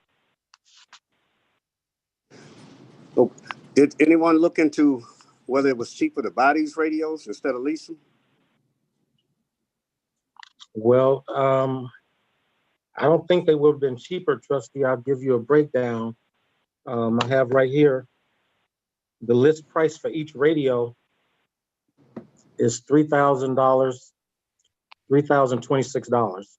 We're getting it at the sale price for $1,936.64. That's for the radios itself. I have a total breakdown of each thing. Like, so the program, one of the programs are $100 per radio. That's the list price. Sales price is $64. They got a TDMA operation. That's $450. List price. Sales price is $288. So by us leasing, this seems to be a no-brainer for us, because you got to realize that the ETSB is paying majority of this. So that's roughly the total price for these radios is $300 to the tune of $300,000. My other question is, and then one other thing, Trustee. I don't think it's feasible to really purchase them, because it will be another 5 to 7 years before we probably have to get more radios. They don't last forever. but was there the possibility that someone could have looked into grant money way before we come to a last minute decision on this? Because it seems like it's just waited to the last minute and now our backs are against the wall for us to vote on this. Well, this has been going on prior to me taking over. Even when Chief Collins was in office, it was mentioned. It hasn't been the last minute. If the board wishes not to approve the additional 15, we could redo the contract with the ETSB. I was just trying to plan accordingly with us continuously hiring officers. I didn't want to have to come back to the board or look for money elsewhere where we would have to spend some additional money, which might be out of pocket, and we might not be able to find at least. Grants, as you could check with other chiefs, Trustee, grants were kind of like dissolved when it came to the issue of these radios, because not only am I facing this, other departments are facing it as well. But there were no grants out there readily available for to soak up some of this cost. Okay. Trustee Holmes, does that conclude your questions? Yeah, for now. Okay. Any other questions? Yeah, I got a question. Chief, Trustee. when you went ahead and picked, for instance, I'm just using numbers, model 6000, why didn't we use or purchase or lease model 8000? Why do we? I have some 8000s on the list, Trustee. I have some 8000s on the list. The 8000s will be for emergency situations, like we had the hostage situation where the SWAT and different municipalities come. When they come out, they're on a different frequency as to where I can chime in, along with the deputy chief or whoever we give those radios to in the command staff, so that we can communicate with the different agencies. Okay, so they get a different model than the officers. Is that what you're stating? Yeah, not every supervisor, but a handful of us. A handful of us will get the 8,000. Okay, so it's not a matter of what frequency you're on. It's the model of the radio. Right. Those have more capability than the 6,000s, and ordering 65 8,000s will cost us even more. Okay. All right. I just want to know the reason, because it seems as though we can get better radios so that we don't have any issues. I would have thought we would have done so, but you're explaining that basically the officers get the model 6,000, then the lieutenants get the model, say, 8,000. It's basically what you're saying, right? Right. So the list price for the 8,000s are $5,983. So you're looking at $6,000 a radio. So that will probably almost double the cost of what it is. Okay. Now, Okay. Go ahead. My other question is with the quotes. Normally, I don't know, you have meetings like when this have come up in like a committee meeting or something as it relates to quotes or getting information so that we're not the last day of we have to buy radios? Well, this process has been going on for a while. And once I forwarded the paperwork to Attorney Murphy, who has been extremely busy, he advised me to reach out to Trustee House because he was over the Finance Committee. At that time, I sent Trustee House the paperwork, and he had a few concerns in which I addressed, and I went back to Ron, and Ron is on here as well. He can chime in. I went back to Ron and said, hey, one of the concerns is that we're not going to be responsible. Can you show some in writing as the portion that the ETSB will be responsible? I don't want anybody to think this was last minute or anything. This has been going on for quite some time. And if you all do not want to approve the 60, the additional 15, we could just go for the 50 and that'll be totally covered by the ETSB. Like I was saying, I was just trying to plan ahead, and had they approved the 65, then there would be no need for me to bring this up or put this on, but the ETSB only approved for 50 radios, and that was at a meeting that we had at the beginning of last month. Okay, so I do believe this is last minute of what you're doing or giving this to us, because I feel you guys had ample time to structure a plan over a year. I don't understand why no grant has been applied for, and I don't understand why you don't have several options before us. As stated in the past, I've always said, please put out RFP fence. Make sure you get different quotes before coming to the board. I know you see us speak to Matt Stacy when he put out or bring one vendor to us, and we all complain about 3 different people. You only have one before us or one option. I do feel that we could have either purchased or also figured out a different way to lease. Yes, I'm gonna go with the 50 radios because we need them, and I don't want my officers not being safe.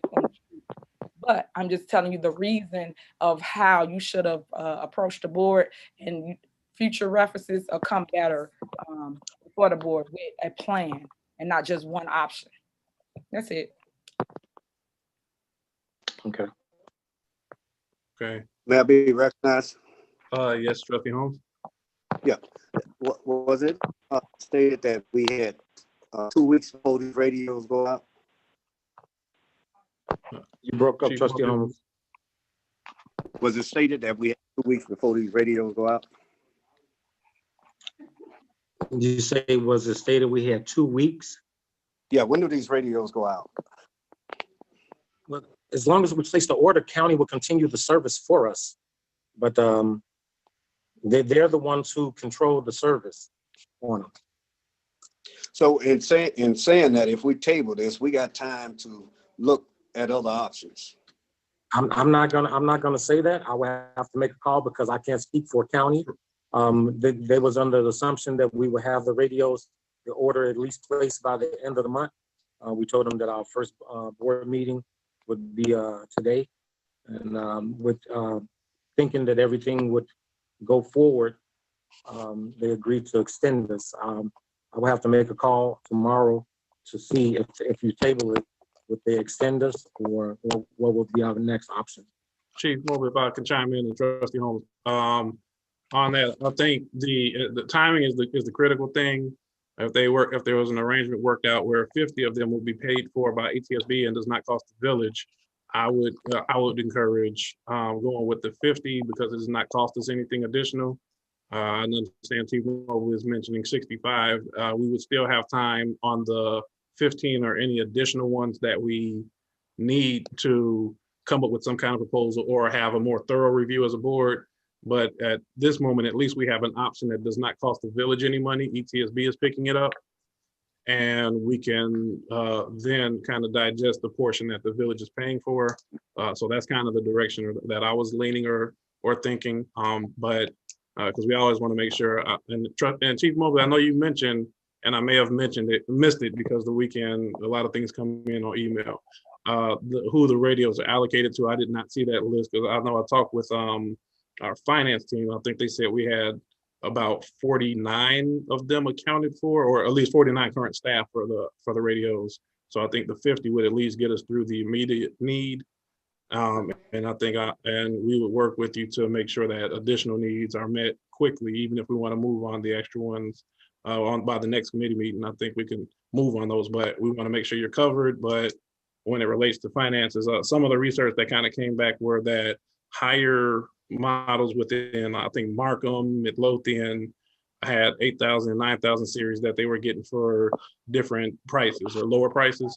I don't know, there could be all kinds of circumstances why that is, or maybe I got bad information. But I'm saying that as it relates to time, that we want to make sure that anything we're paying for, we get the benefit of time. But I think 50 would make sense if the ETSB is already agreed to pay for it.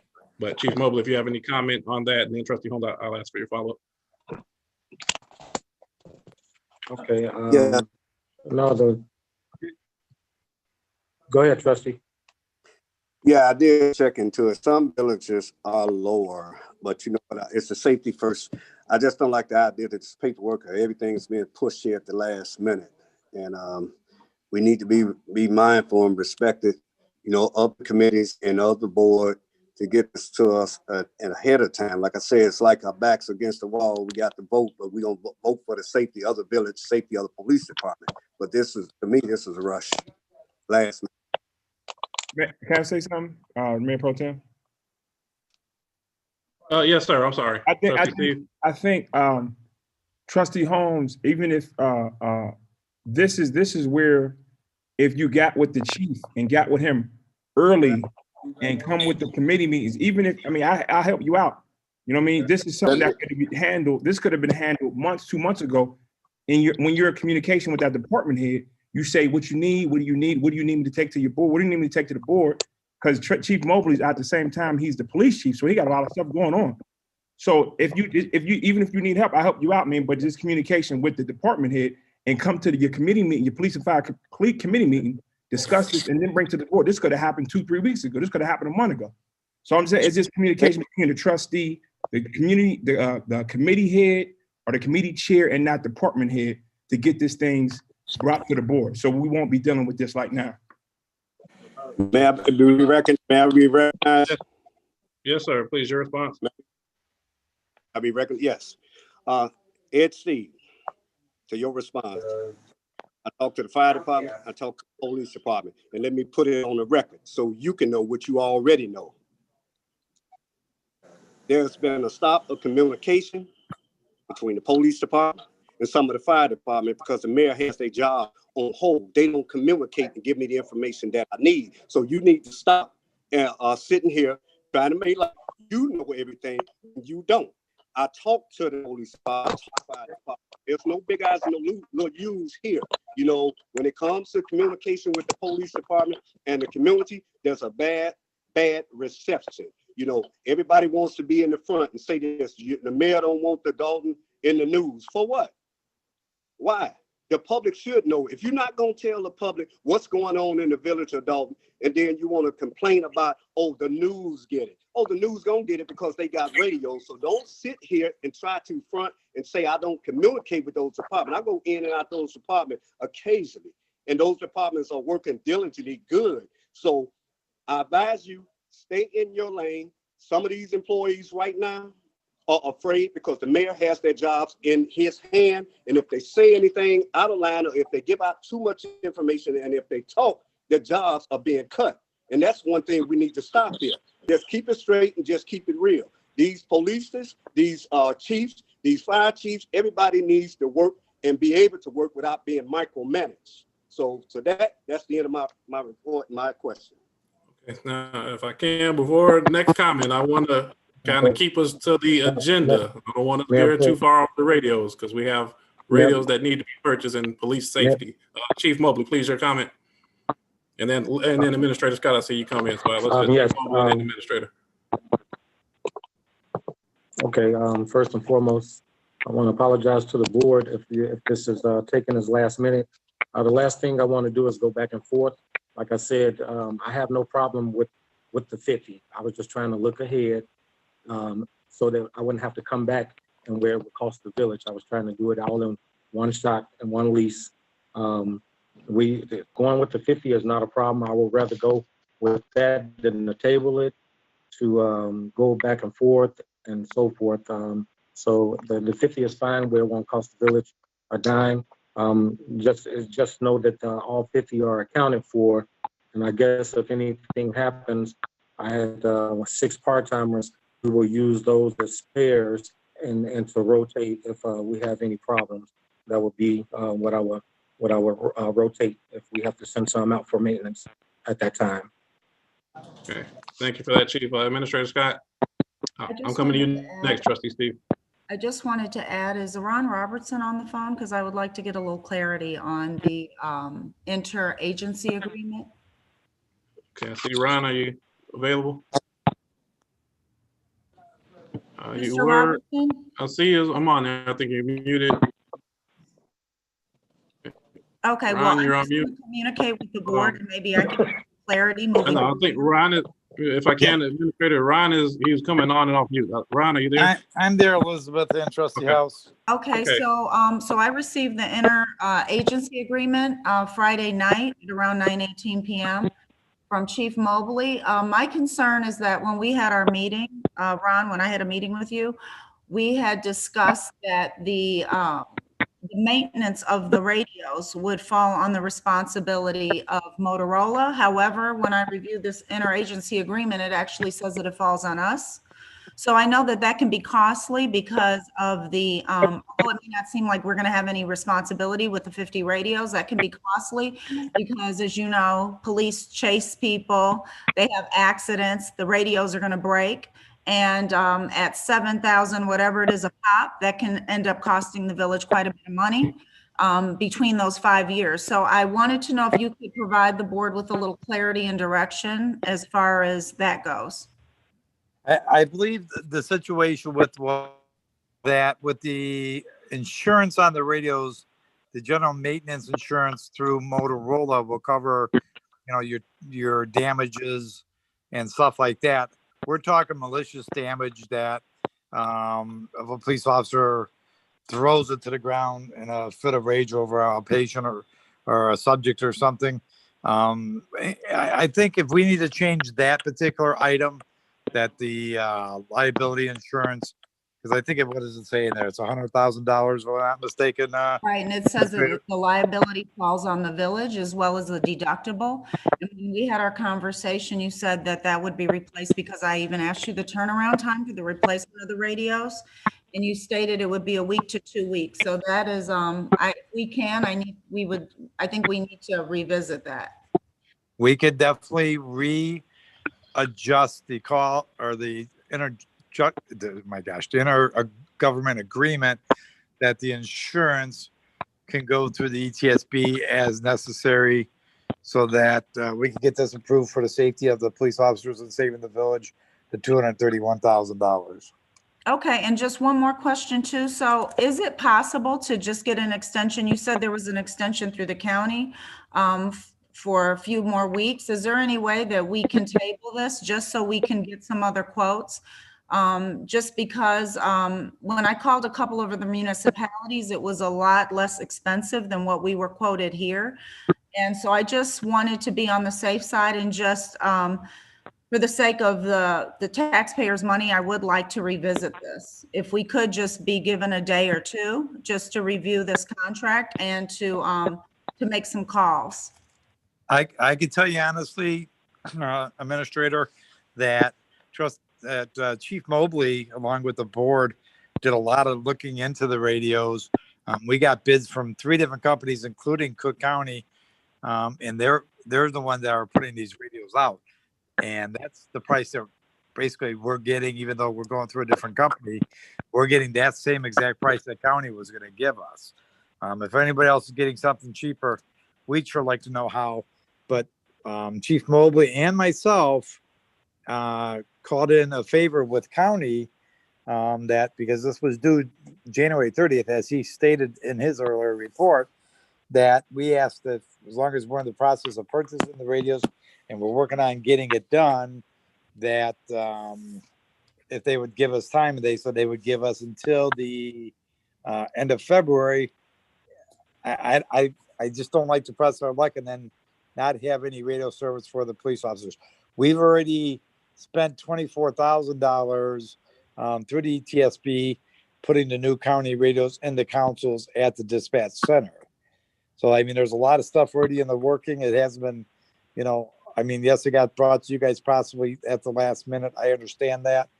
We apologize for that. There's been a lot of due diligence trying to get this stuff done and making sure we're doing it the best way we can to save the village money. I mean, right now it's not going to cost the taxpayers a penny to get the police department up and running with new radios.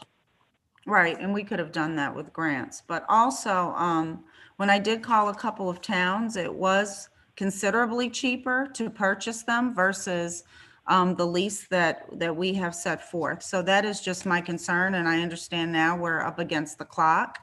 And it is last minute, right? If there's an issue with us just looking it over for a day or two, then I think that is, cause for concern. So, Administrator Scott?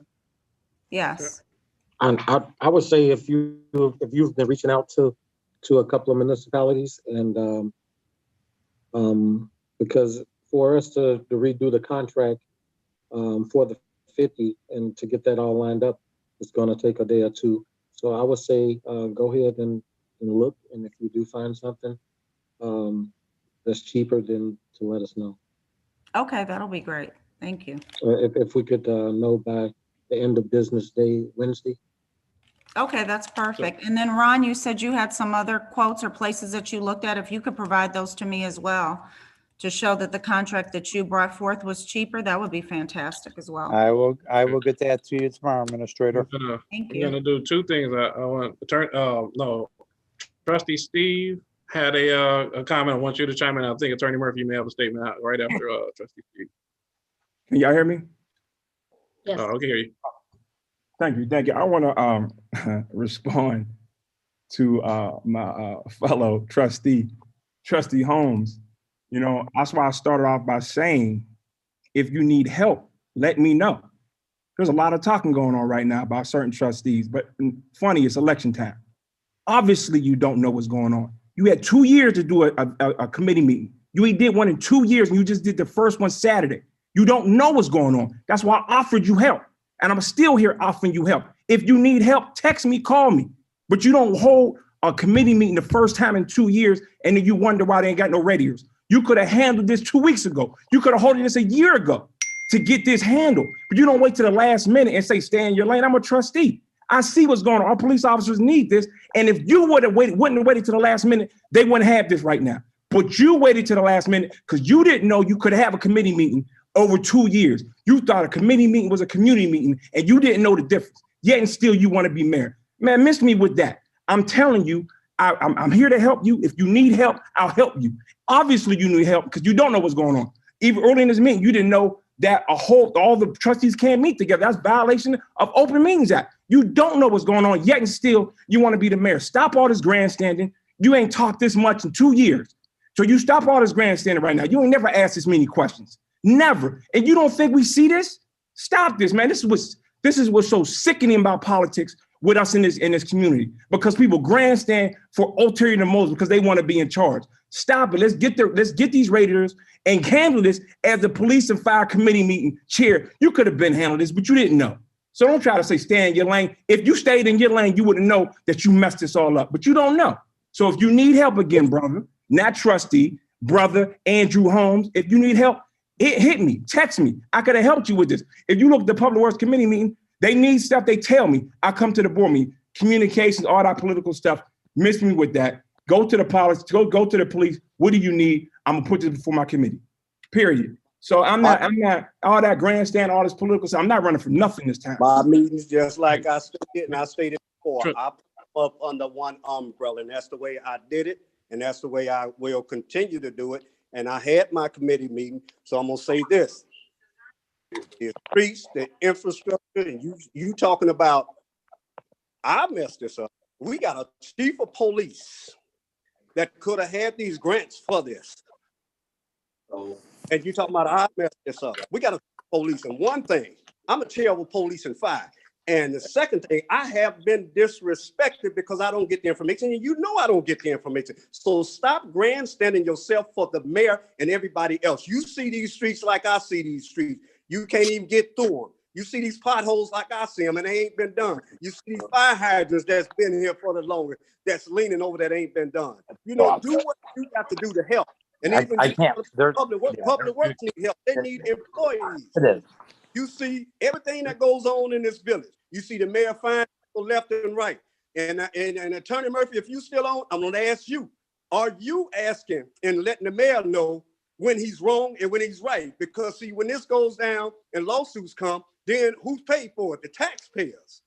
And Ed Steve, I tell you once again, if they give me the information and they want to talk to me, not afraid of the mayor losing their job, then we all can come together under one umbrella and talk. Thank you. Okay. Trustee Two brief House, things. I'm coming to you, Attorney Murphy. Ryan, I think you're off mute. I want to ask if you can mute briefly because a little bit of feedback was coming through. Trustees, I appreciate everything that's being said. I want to make sure that we come to the agenda topic. It's another item that I think residents find difficult is the back and forth. So the passion is good. We want to make sure that we're on the agenda item. So that's really about my statement. Attorney Murphy, I think you had a comment. Mayor Pro Tem House. Let's go, Attorney Murphy, and please respond after that. Attorney Murphy. It sounds like there's a consensus for the lease of the 50, but we'll have to kind of defer the effective date to give the administrator an opportunity to see if the price can be beat. So why don't, if that's the direction the board's going, the motion would be to, I guess, an amended motion to approve the lease of the 50 units effective, let's just put it, what's Friday, February 5, subject to village administrator notification regarding competing bids. Mr. Ron, you have to turn that phone off, sir. Okay, I'm gonna hold your wording on that one in a moment. Trustee Holmes, you had a comment? Yeah, I'm gonna have a comment. I'm gonna end this. The people of the village of Dolton, they're talking about infighting this and infighting that. There have been board members here for years and years, and see where the residents are tired of the taxpayers' dollars going elsewhere. And then you want to sit here and insult them like they can't have good streets, like we can't put workers in public work. We can't put workers in the police department. We can't put workers on the fire department. This village is tired. And now guess what? And you say fight, I'm gonna fight till I get it right. Thank you very much. Okay, any further comment? Hearing none. Attorney Murphy, can you give me that wording one more time? I do want to modify my motion to. I think it's a motion to authorize the lease agreement for the 50 units effective close of business February 5, 2021, subject to administrator notification regarding any competing prices. Okay. So in other words, if Elizabeth said, you know, looking at everything, it makes most sense to stay with them, especially because it's cost-free to the village. At least that gives her a couple days without the board having to have a special meeting. Okay, so that is my motion. I will ask for a second. I second. Okay, motion and second. I'm gonna say I'm guessing no further discussion. Clerk Dugan, please call the roll.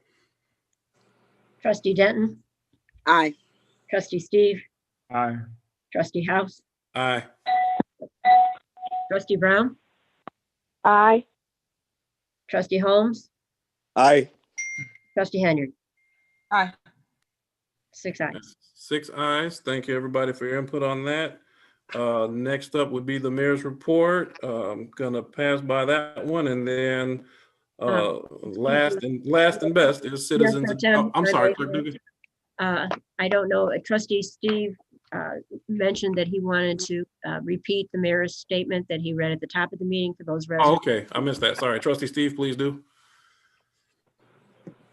Yeah, this is a statement from the mayor and his family. It says the mayor had a medical emergency. He's following the doctor's orders to remain on bed rest for the next 2 to 3 weeks. So I said that at the beginning, but if you didn't hear, that's a statement from the mayor and his family. Okay, thank you, Mayor, very much for that. Then we're going to citizens address. Giovanni, any questions, comments out there, please? Yes, we do. Let me get them ready. All right. All right, the first question is, the fire chief explained that thus far they haven't had any problems getting water to fire hydrants. So why did Trustee Holmes go to the media and make it sound like it was an immediate safety concern? Yeah, I can address that. It is a immediate safety concern. You have fire hydrants that are falling over. You have fire hydrants that are disconnected. And if at any given time, you can call me and we can take a ride through this village, look at those fire hydrants that are not working, you know. And if the fire chief stated that they are working, I'm gonna be the first one to say, these fire hydrants are not working. Whether I go to the media or whether I go to the residents, it doesn't make a difference. The liability lies here in Dolton. I'm going to save some lives. I'm going to let the public know. I'm going to let the people know that these fire hydrants are not working. These infrastructure is not working. And if you're a resident of Dolton, all you have to do is ride up and down the street and look at these fire hydrants. Thank you. Thank you for that. Next question, next Next comment, question. please. It says, is it illegal to place a sign in residents' yards without their permission? Illegal. Attorney Murphy, are you still on? I do not see Attorney Murphy. Clerk, do you have any input on this one? You're still on mute, Clerk You're on Lugan. mute.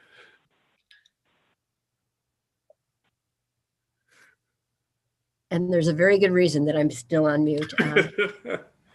I would defer to Attorney Murphy on this one. It's a legal question. Okay. Okay. Thank you. So that question, can you email that to Attorney Murphy and we can do a follow-up on that, please, Giovanni? Sure. Okay. Next question. The village administrator explained during Saturday's meeting that the infrastructure issue will cost millions to fix. How many times is Andrew going to repeat the same issue over and over again? Trustee Holmes? Which issue is that? It looks like it's in reference to the hydrants, because Administrator Scott talked about some of the grant funds and how those infrastructure. I'm going to repeat that issue over and over again till these fire hydrants are fixed. You see, this just didn't happen. So evidently this person does not ride up and down the blocks and looking at this. You seen these fire hydrants out here and they've been like this for the longest. So if they don't want to address it, you know, this is a safety concern. This can save your family's life. So I'm going to keep repeating it until these fire hydrants get done. Okay, thank you. We'll go to the next question. It says, when will the signage go up to alert people that we have speed bumps? Has anyone checked to see how long it will take for the signs to come in? Okay, they got Chief Mobley or Matt. Do either of you have any knowledge on this one? Trustee House, yes, we just got them in right before the snow fell. We're gonna start working on getting those posted within the next couple of weeks here. Because we're gonna have to get some poles put in. We have to get locations before we pound the poles in. So yeah, within the next couple of weeks, we're gonna get moving on it. Okay, thank you very much. Next question. Which trustees voted to allow the outside company BP to take over Dolton Homes? Why did they give them away without giving Dolton any money? Okay. Clerk Dugan, do you have knowledge on that vote? Anything? If you give me a moment, I can look that up. Okay. And while we're waiting, I can answer that. Is that okay? Trustee Henry.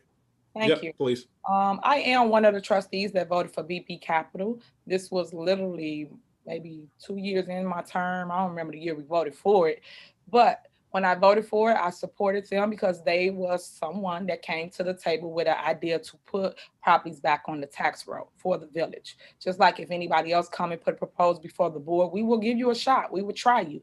But then right after that, when I saw that they was strictly for self and not community, didn't want to help the people and give houses back to the town, I retracted my vote and basically fought against them ever since then. And if you like, you can go to my planning meeting that I had when I did have committees on December 9th, 2017. Again, Dolton planning meeting, December 9th, 2017. And you'll see exactly where I stood and how I felt about BP Capital and giving properties back to the community.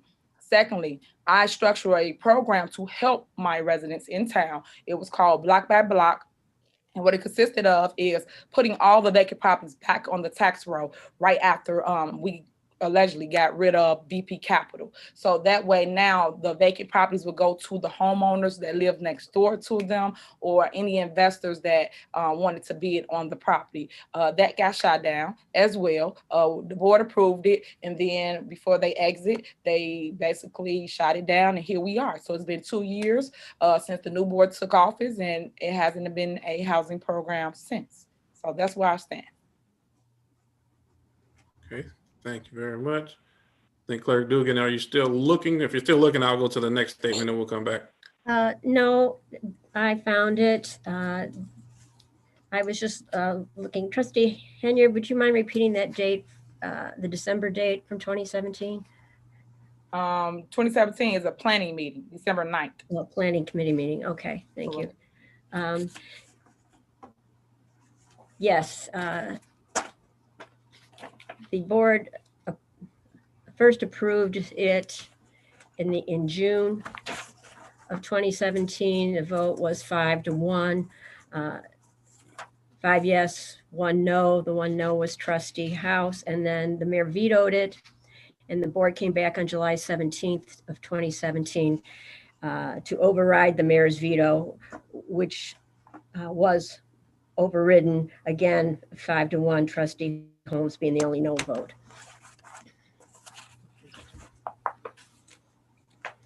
All right, I think that answered the question. And all righty, we'll move on. The next question says, how does one inquire as to whether or not a traffic safety assessment has been conducted for a speed bump application? I'm gonna ask either Chief Mobley, maybe you can kind of give us some direction and we can follow the chain from there. The question was, how do one find out if the survey was done? Yes, sir. Okay.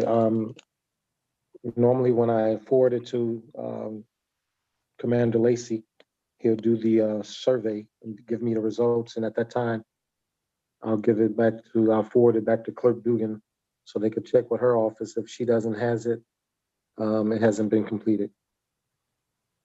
Okay, and I guess I think the question, and I'm starting with you, Mobley, but they may not land in your office. I think the question is if a resident wants to follow up to see the status of a speed bump application, who would they follow up with? That's correct. That would be Okay, a Freedom of Information Act request that would come to my office, and then I would forward it to the chief. Okay, so the resident will complete a freedom of information on the application, and then that will be forwarded. Would the freedom of information would let them know where to respond to? Am I right? Yes. Okay. And Next Giovanni, question. next question. It says, does the Village of Dolton still own the Dorchester Senior Facility? No. Okay. Next question. When will the debate for the people running for office be held? The election is on February 17th. Also, which board members will be remaining on the board? As of today, there has been no candidates forum or debate scheduled.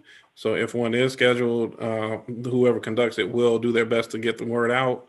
But as I said, there is none. In terms of who will remain on the board or which board members are not up for re-election, that is Trustee Steve, Trustee Holmes, and Trustee Denton are not. I'm sorry, Trustee Steve, Trustee Holmes, and Trustee Brown are not up for re-election. All other members are up for re-election. Thank you. Here's a follow-up question for Clerk Dugan. It says, how long is the process for the freedom of the FOIA, the FOI? The statute requires a turnaround within 5 business days, which is essentially a week. If for whatever reason I'm notified by a department head that there is going to be more time required to respond, then I notify the resident of that, and we get an additional week to respond. Thank you. The next question is for Trustee Holmes. It says, I am listening to your fire and police report. Why was there no mention of carjackings when you mentioned them during Saturday's committee meeting? Well, I mentioned them to Saturday's committee meeting, but I can let you know now that there have been about 5 carjackings in Dolton. And see, this goes back to when I said when the police have their meetings and I was there, I usually go up under one umbrella. So now I'm gonna repeat it again. This is what I've been saying before. There were 5 carjackings. 3 of them was on Sibley. So there are some carjackings in Dolton, and we need to be aware. We need to be mindful. When you go out, have someone watching for you. Your remote starts. You need to be cautious about that because they are looking at people who remote start their car, and just as soon as you hit that door, they're going to hit your car. So just be mindful. Don't leave your kids in there. And thank you for your question. Okay. There's a follow-up question for Clerk Dugan. Where does one get a Freedom of Information app for speed bump follow-up once completed? And then should it be submitted to Clerk Dugan? I'm sorry, as far as submitting a Freedom of Information Act request, we have the forms available at the Village Hall. They are also online on our website, and anyone can also simply write or email me setting forth the nature of the request. And my email also is available online. It's M as in Mary and the last name Dugan at vodolton.org. Okay, thank you. Next question, let's see. It's a follow-up question that also asks about the debate. When will there be a debate? But that's already been answered. The next question is, with the village continued COVID warnings, how are the Fairway store managers allowed not to wear masks in order to protect their customers? At the moment, I think we need to have somebody look into going over there and see and ensure that everybody's enforcing the protocol on face mask. Administrator Scott or somebody, can you kind of direct who can go to follow up on that? I will contact we hired a health inspector, and I'll contact her tomorrow and I'll send her over there. Thank you very much. No problem. Thank you. There's a follow-up question about the interest in having a debate. It says, does this mean that if the mayor is on medical leave, he will not be able to participate in a debate for the mayor's seat in the February election. Oh, at the moment, there's no debate scheduled. However, if there is a debate, any candidate is open to make their decision on attending. All right, next question. On the police committee meeting, no one was able to answer the question about who makes the decision on where the speed bumps are implemented. Can someone please let me know? Okay, I think we've answered the question on the freedom of information. Administrator or Chief Mobley, does anybody know who makes that decision?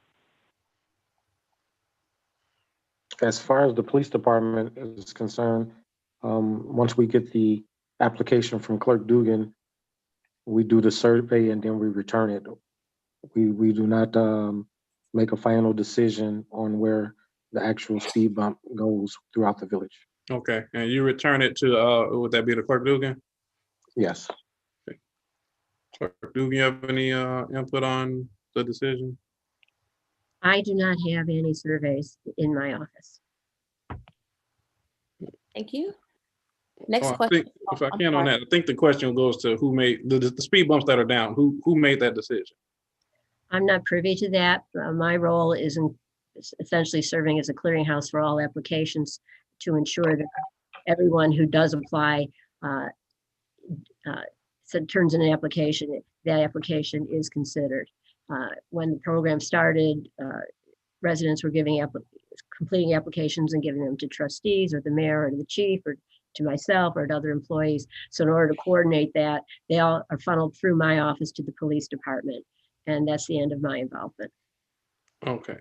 Well, the only reason I'm asking, and not to push back, Chief Mobley mentioned he does the survey and he sends it back to your office. Is that right, Chief? Or I guess somebody makes the decision. I'm trying to figure out. That's when I send it back. Clerk Dugan has sent me a lot in the past of the last month. I have not gotten any back from Commander Lacey.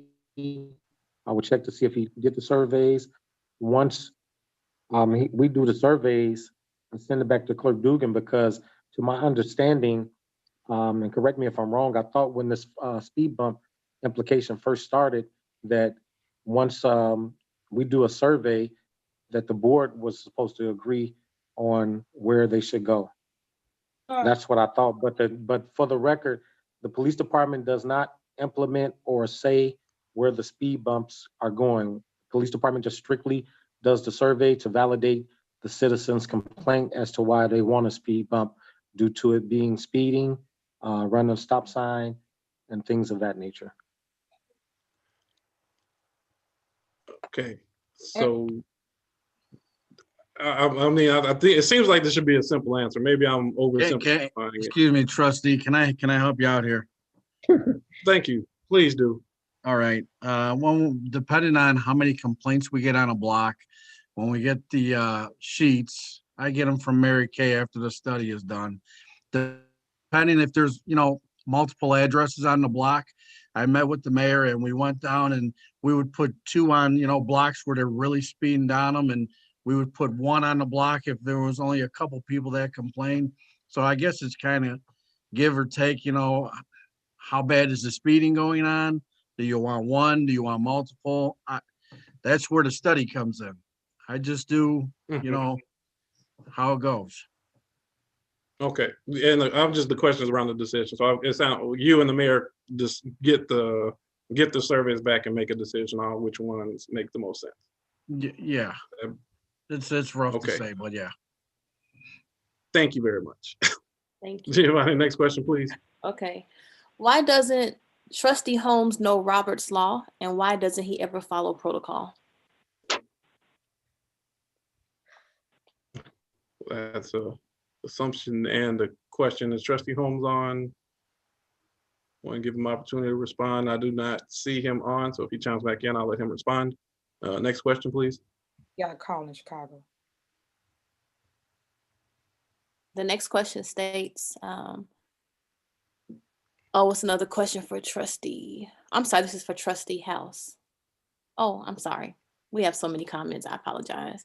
Okay, here's the next one. What is the status of fixing the problems with water bills, from billing errors to not receiving bills? Who is the person responsible for answering the questions that residents ask? Administrator Scott, do we have a head of the water department at this time? No, I don't know if, I don't believe that the mayor's made a replacement yet for the person who was over the water department as of yet. Okay, so at the moment, there is no department head there. So if there's an escalation for the water department, who would a resident want to go to? They can Is come there to a head? Village Hall, they can see myself or Janice. Typically Janice or myself, we will juggle, residents as they come in. If she has someone, I'll take them and vice versa. And we can handle resident complaints with their water bills. Okay. So for escalated issues, please contact Janice Johnson and Administrator Scott. At the moment, there is no head for that department. I think that may be at the core of the resident's question. Thank you. Next question, is there a protocol for residents to follow when it comes to dumping in alleys? The protocol, there's no protocol for residents. It's they shouldn't do it. And if they're found, they should get a ticket. Okay. Next question, why is there no monthly committee meeting conducted by all committee chairpersons? I'm a committee chair. I hold a monthly meeting. I don't know if any other committee chairs care to respond or have any comment. This is Trustee Brown. I am a committee chairperson. I will have my meetings bi-monthly, quarterly.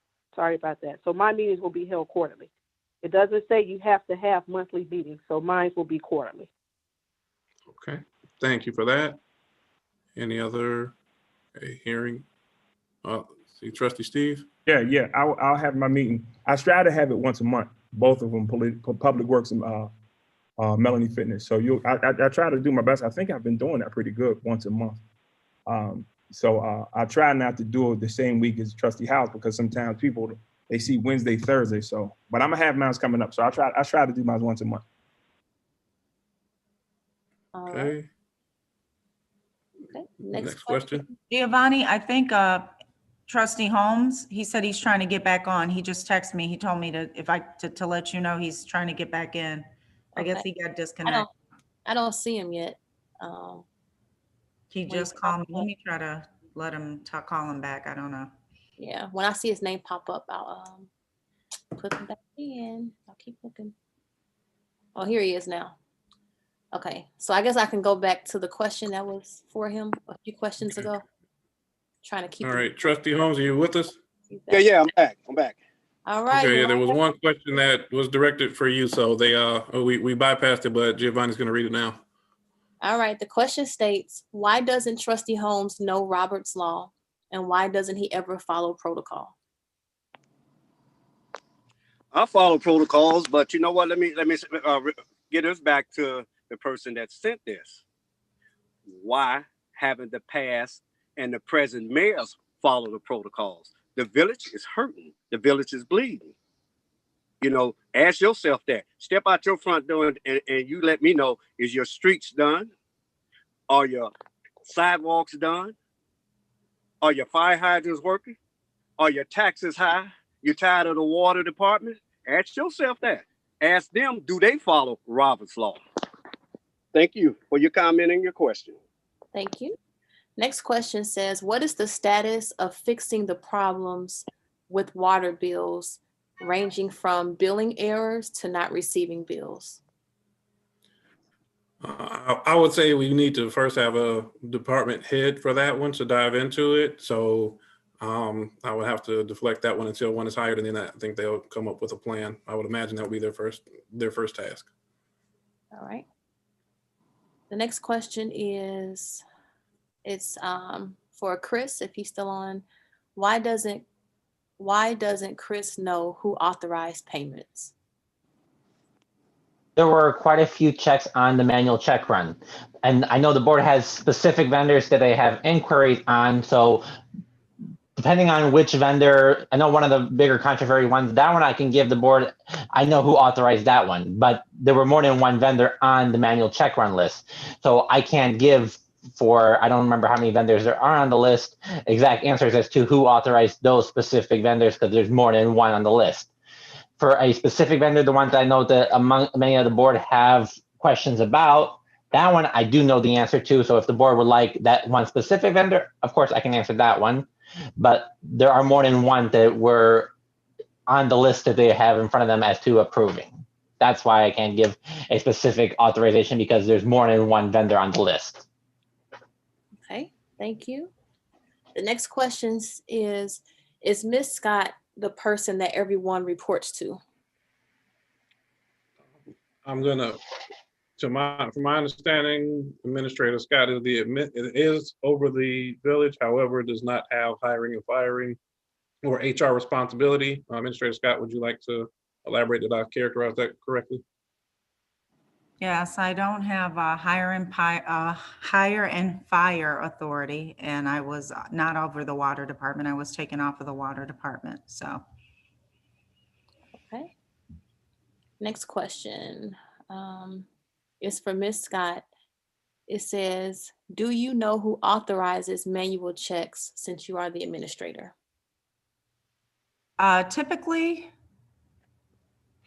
I know the mayor's authorized up to 1,000 and the village administrator is authorized up to 5,000.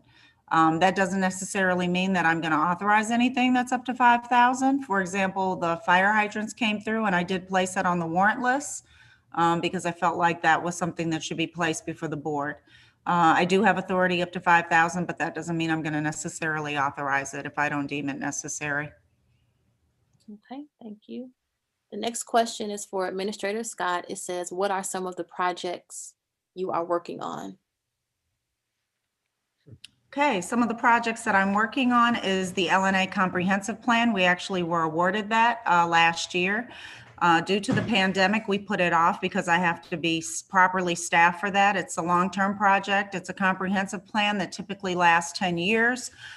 Comprehensive plans can run anywhere between $50,000 and $100,000, but through a grant that was worked on with Robinson Engineering, we were actually able to get that with just a $6,000 fee. Another project that I'm working on is the Cal Sag Trail. That's a multi-jurisdictional project. That's a long-term project. It's going to take, I think we're supposed to start breaking ground on it this summer. Another project that I'm working on is the $19 million bridge project. The first project phase of that is slated to start in approximately 4 years. Now I'm going to be working with CMAP. I'm in the talks with the county to do some other transportation and infrastructure, including the east side of Dolton along 154th to 158th and Clyde, which is considered unincorporated Cook County. That's one of my pet projects that I started to take interest in when I got hired here, because several of the residents wrote to me and said that there's major flooding going on. So those are a few of the projects that I can think of offhand that I'm working on. But I have several others, maybe about in total 6 to 8. Okay, thank you. The next question, did we ever get an answer as to who authorized the raise of the consumptions from 10 to 20 on estimated water bills? I want to say I don't recall an answer being done to that. Anybody have a feedback? Chime in, please. Somebody. I don't think that was ever answered. Okay, so then the answer is no. There was no response to that. All right. The next question, it says, is it acceptable or legal for an elected official to transfer a resident or business owner's name from a water bill to another person without okay from the original party responsible for the payment? This question is for Attorney Murphy. Okay, Attorney Murphy is not on. I don't know that I even understood that question. Repeat it one more time. And then jump off. He said he had another meeting. Oh, I'm sorry, I forgot. Okay, I'll highlight this one as well, and then I can send it to him along with the other question that was addressed to him. Next question, when will the street lights on 148th and 149 and Lincoln Avenue be fixed?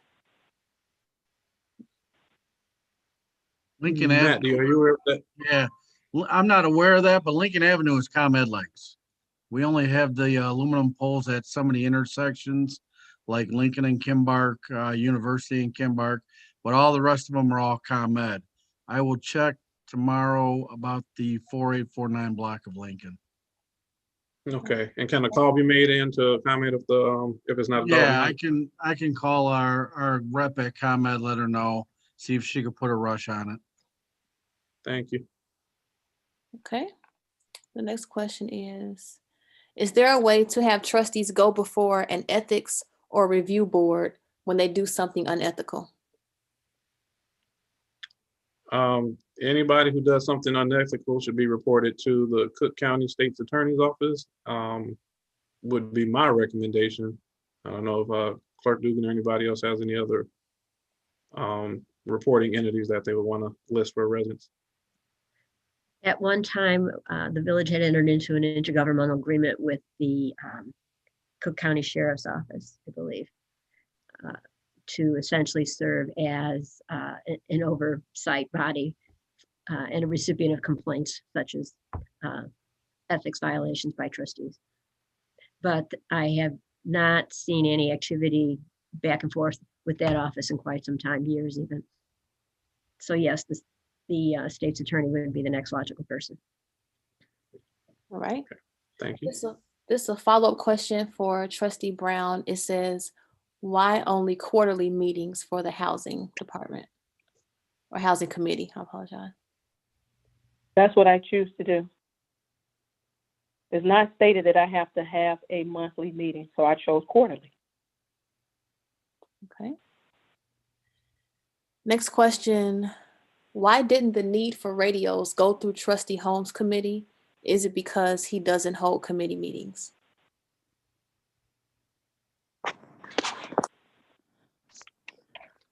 No, I'm not the police chief. It's the police chief responsibility, whether to, get grants for these radios.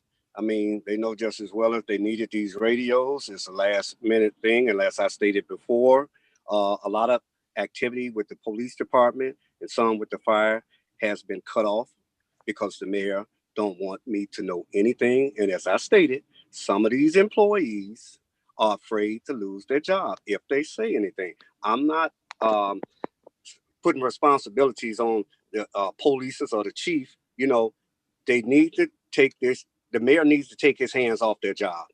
Employees are afraid to say anything. That's as simple as that. They need to be able to come to work and do their job, whether it's a police chief or police officer. Be the police chief. Do what you got to do. Same with the fire department chief, same with any other employees. There's been too many ties on these people's jobs. People want to come to work. And if they don't talk to you, they don't talk to you. And as I stated, I go over to the fire department, go over to the police department. Some talk, some don't, but they're under the directions. And I say it again, under the mayor. They don't give me the information because they don't want the information to get back to the public. I'm going to put it out there one way or another. And thank you for your question. All right, next question. Giovanni, I Yes. just want to add to that. As the senior trustee, I think that every trustee should own up to their responsibility and have committee meetings. It's up to us to be the voice for the people. And when we choose not to have a meeting or try to make sure the residents know everything, it's an excuse to me. So when you elect us, you're electing us to always show up, hear from both sides, whether it's the police chief, fire chief, Matt Stacy, whoever, and we advocate for what they need for their department. Then it goes to the board meeting, which is committee of the whole normally, and then we talk about it as an entire body. And then it goes up for a vote. That is our structure. So I wish sometimes people just put politics to the side and talk to everybody up here, and that way everybody will be educated on the process and what is needed of being a trustee. Thank you.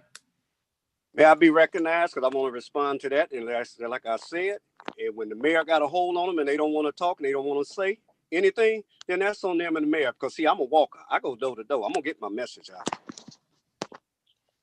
Okay, it's no, and that's another thing too. A lot of people get offended by things that's said. I'm just speaking Not truth. offended. I've been Not here. offended.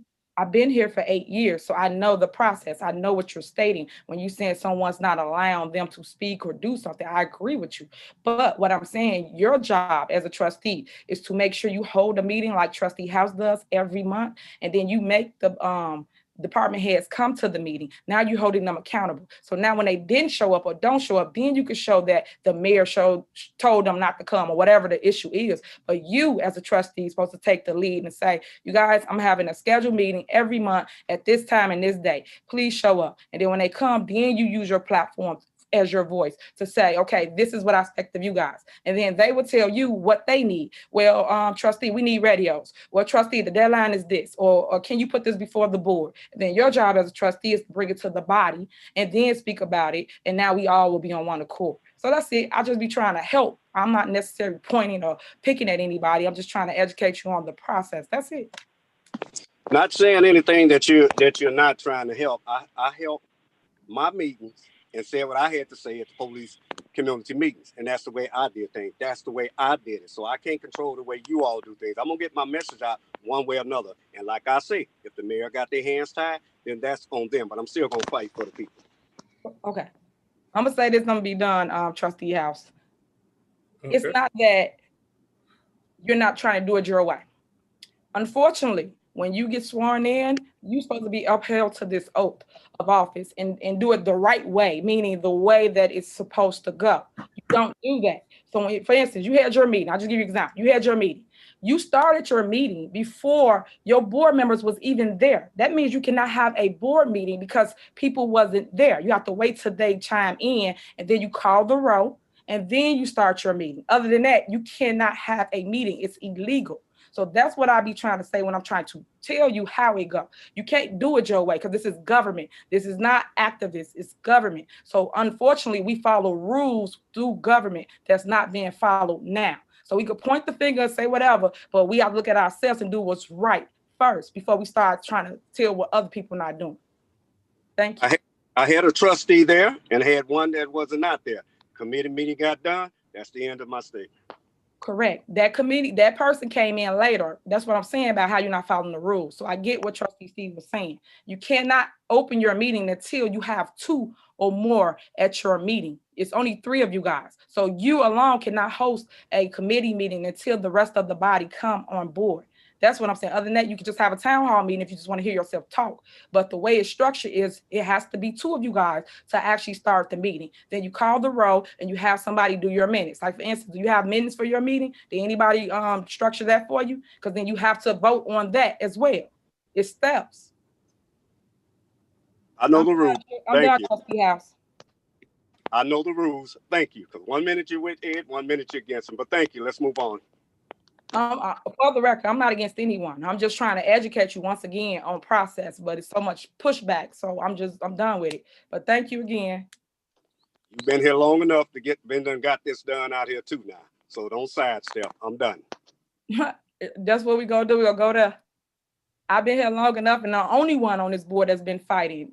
Trustee Holmes, you flew here. I grew here. That's the difference. I actually do live in town. You do not, sir. So don't do that. I don't go back and forth with you. I just tried to help you. I guess you took it the wrong way. So I'm going to go and be my senior trustee and let you keep fumbling and let everybody keep laughing about it. Thank you. You're welcome. You're welcome. I'm definitely not the parliamentarian, but I think you guys have answered, and we do have lots of other questions. So if it's okay, I can. Okay, Giovanni, you're up. Okay, all right. So next question says, when will the streets with all these enormous potholes on Dolton Avenue be redone? Matt, are you aware of those? What 100 block did they say, Giovanni? No, it didn't say. They don't have a 100 block. It just says Dolton Avenue. All right, if they can have them call into the office tomorrow, give a exact address, and as soon as the weather gets a little better, we'll get out there and fill them in for right now. Okay. Do you know the number by heart? Can you state it? 708-201-3280. All right, thank you. The next question says, is there a standard of professionalism to uphold while communicating during board meetings? There is a suggested way to do it, which is Robert's Rules of Order. I would say I think everybody tries their best to follow it. Sometimes we get off track. Okay. Next question says,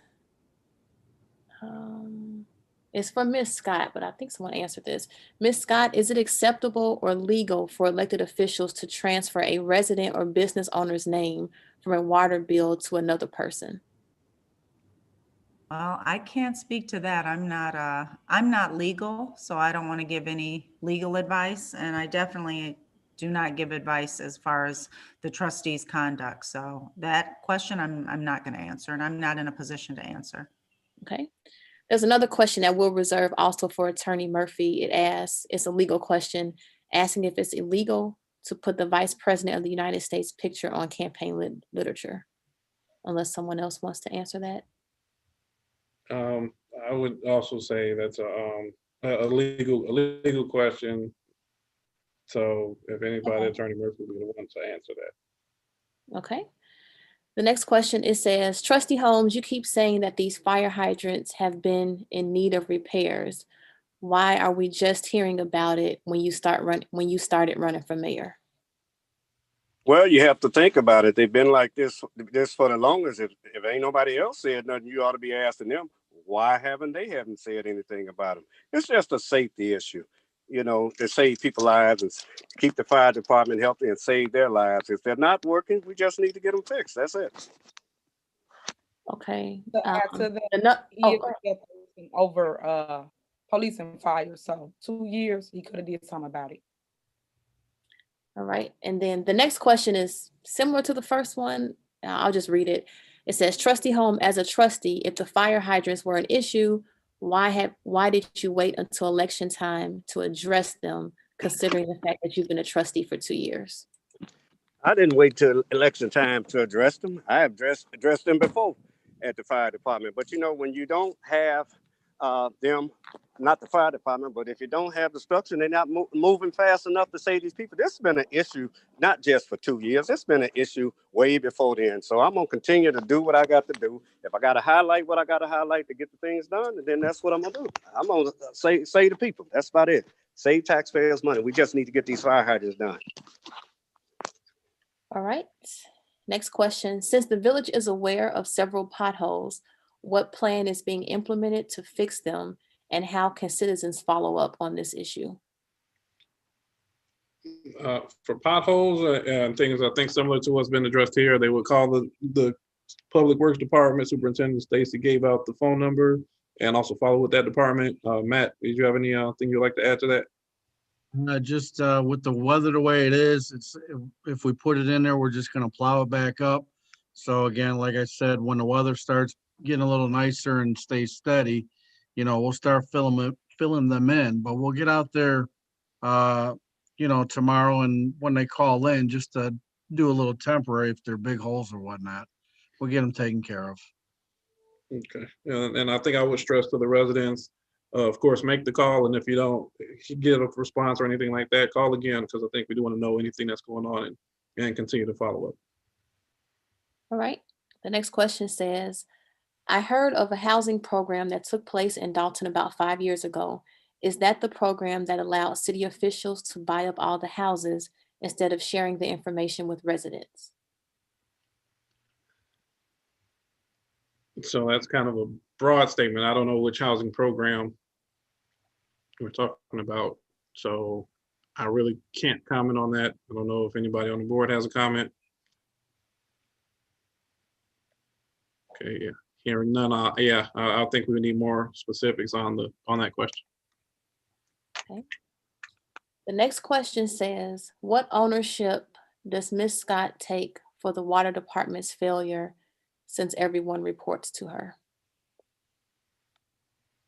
I'm going to say, I think Administrator Scott may want to chime in too, but I know her responsibility is not over the hire and fire. So and I think she mentioned that she's not over the water department either, but Administrator Scott, you have a comment? Yes, without going into detail, I think the trustees are aware of the situation, but I am not over hiring and firing, and I don't control the personnel for the water department. So I'll leave it at that. Thank you. Next question says, why does Trustee Henyard not have a committee?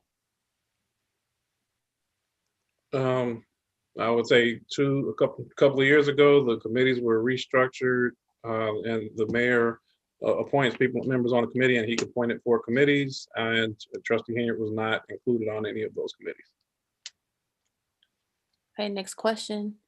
Do the village employees have any say or feel comfortable that they are having ongoing COVID testing at Village Hall? Doesn't this cause a risk to the employees? I cannot speak to the village employees' position on anything, so I think that's kind of broad. So that would be impossible for me to answer. Okay. Next question, what are the qualifications for the position of village administrator?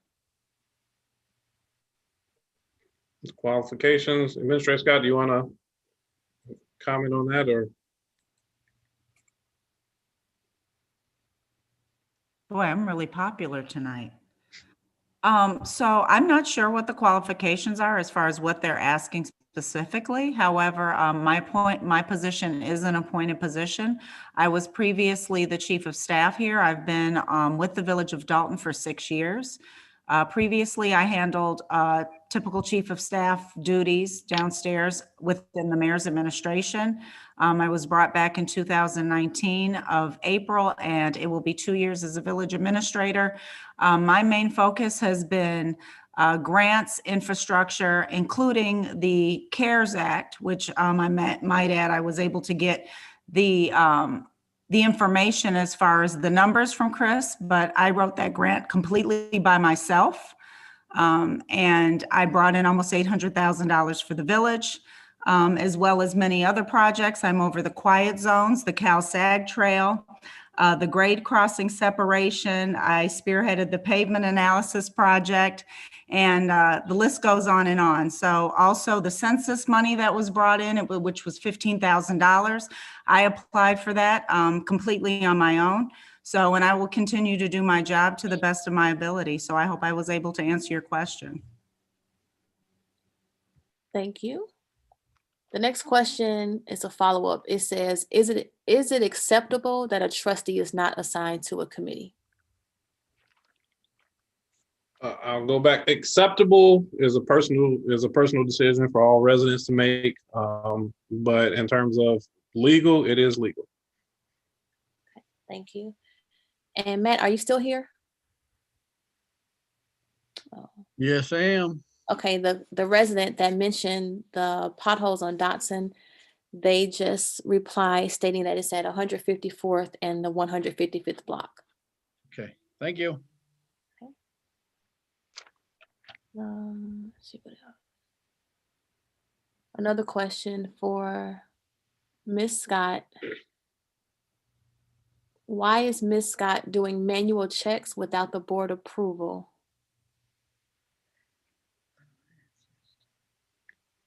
Yeah, I think that's an assumption, Administrator Scott. Yes, that is an assumption. And I think people should be careful before they make assumptions. I will say I did not authorize any manual checks to be cut, so I can be clear and to the point and concise. So to answer that person's question, I did not authorize a manual check to be cut. Okay. All right, give me a second. We've had more that come in, so I just want to make sure I go through these really quick.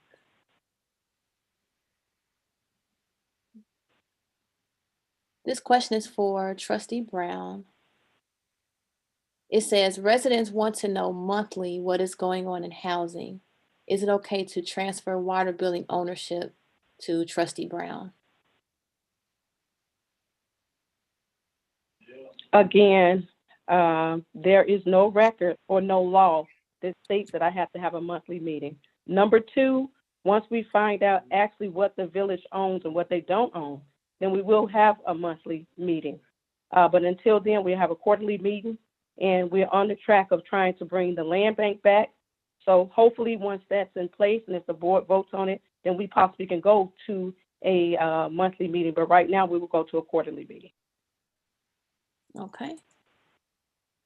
The next question is, if there is a change, oh, sorry, that's not a question. I'll read the comments next, but I want to do the questions first.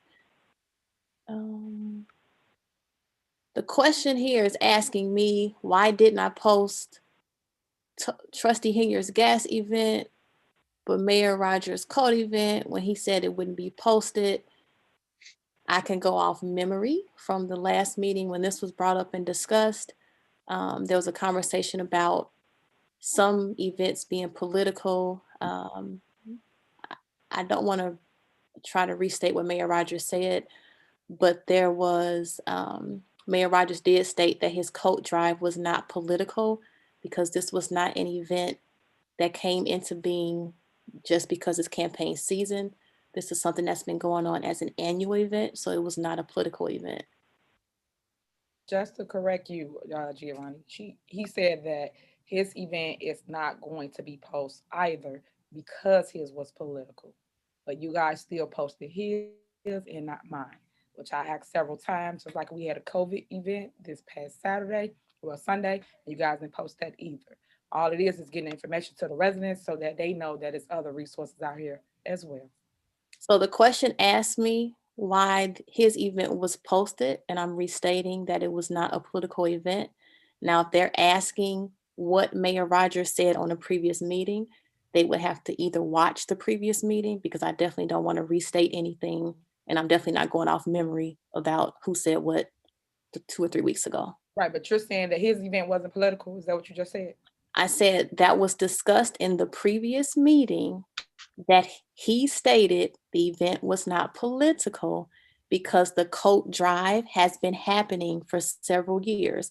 It is not an event that came into being because it's campaign season. And I'm also stating that for clarity on what he stated, a resident would need to rewatch the meeting, because I definitely cannot recall everything that was discussed 2 or 3 weeks ago. Okay. And So that is my response for the question that was addressed to me. Okay, so I'm stating for the record that his event was political. You guys was there. You guys did Facebook Lives, put it on our village social media. So it was definitely political. You guys had vote for all your candidates on there. So resident, it was political. They just don't like to give the information out that other trustees do on the board, especially myself. I do a ton of events in town. That's why you always see me get my number out so that you can reach me, since the village don't want to share anything. Thank you. Okay, next question. It states, let's see here. Oh, this is a question that you all already answered about the fairway management. Okay, it says streets and sanitation plowed the streets today and blocked my elderly neighbor's driveway, and she could not get out. She called, but no one came out. What should she do?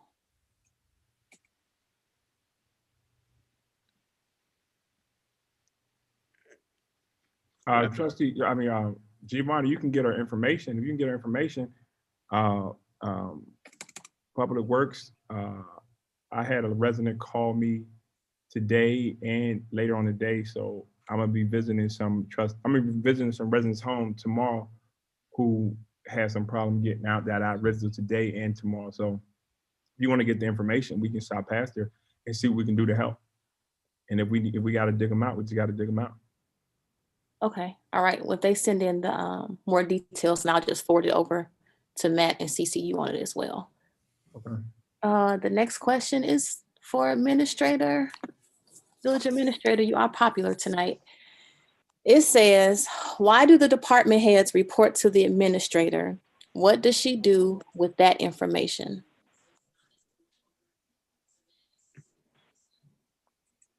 Administrator Scott, are you still on? Yes, I'm not really quite sure how to answer that. Can you repeat that question? Sure. So the first one says, why do department heads report to the administrator? The second question says, what does she do with that information? But it doesn't specify what information they're referring to. Yeah, I'm not really sure how to answer that, so I'm not going to. Okay. Are there any questions for me? I might as well just stay on. I don't know yet, because as I'm reading some, others come in, so I'm kind of doing two screens. So we'll see. We will see. The next one says, if the village no longer owns the Dorchester, why did the village plow their private lot yesterday? Matt, do you know about that? Yeah, trustee, they had called the village hall. Their smaller truck was not big enough to push it, and their employees were sitting out on 154th. So we just went through, made a pass up and down each aisle, and we were out of there. It was just to get their employees to be able to come through. If you don't want that to be done anymore, please let me know. I will relay the message to my foreman to let them know. Okay, it I says, think, yeah, you answered the question. No, thank you. Okay. here's a question, which I'm assuming is for Mayor Rogers, so he's not here to answer, but it says, is it true that Mayor Rogers owns 10 homes in Dolton? And I can highlight it and email it to him. Yes, please do. He's not here at the moment. Let's see here. It says, is it true that a village trustee was on the news for allowing a tenant to live in their home with mold? Yes. Okay. Let's see if there's any others. And just to clear that up, One moment. I can't speak on it, but it's false. People can report stuff, put stuff on the news all day long, but you guys need to stop that politic. So just wanted to clear it up for the record. Okay. It says, someone said there is a second question regarding transfer of ownership and water billing addressed to Trustee Brown. I can't answer that. Okay.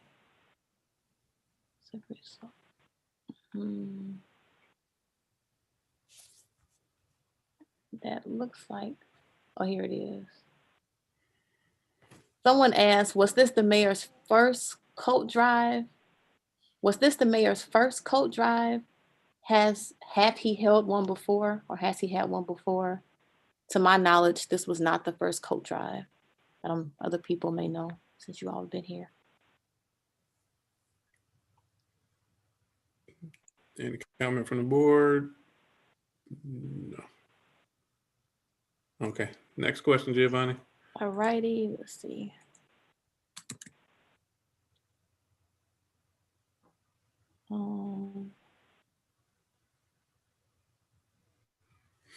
Okay, so it says, mayor's event appeared political. He certainly used it. He certainly used it by having it campaign lit. And Ms. Nixon told candidates they could speak on campaign issues. Right, Ms. Nixon? Okay, I'm sorry for laughing. I definitely didn't tell any candidates they could speak on campaign issues. I don't have control over what people say or don't say. Since I worked here, I've never instructed any individual to say or not say anything. So I definitely don't control what people choose to communicate. So that is not accurate. Let's see, what's the next one? Is it true that the resident was paid by the current mayor to go to the news for political purposes? I cannot answer that. I think maybe that's a question for the mayor. Okay, I'll highlight that one too. Quick question. I can see how this is going. This will be all night because questions keep coming. We're gonna keep on going. Yeah, it's a lot. It is. No, you're at the last. I'm looking at you, but I see they're still they keep coming in. But you're at the last one now. Then just another one came. Yeah, okay, I see here. So there's another question. It says, why would the Dorchester being plowed take precedence over the residents being plowed? Matt, do you have a comment on that? But there was no, the town was getting plowed. We just swing through there, went down the aisle and we were out. We were only in there a few minutes. It wasn't like we stayed over there for hours plowing. Okay, thank you. Okay. There's another question, or I guess it's a comment telling or saying to me that I'm heard on camera saying so. I guess they're referencing me instructing people what they can and cannot say. And as I stated before, until I have children, I don't plan to instruct anybody on what they can and can't say, and definitely don't have the authority to do so. Okay, so that is it for all the questions. We do have comments that I can go through and read the comments. They don't require a response, but they just do want to make sure the comments are read. Ready. Okay. If I may, Mr. Mayor Pro Tem, if we could put a limit on any further questions or Well, here's what I'm thinking. If we can, we're coming back to the comments. All questions have been read, so we'll cap the questions and we'll go to the comments, so those comments can be read into the record.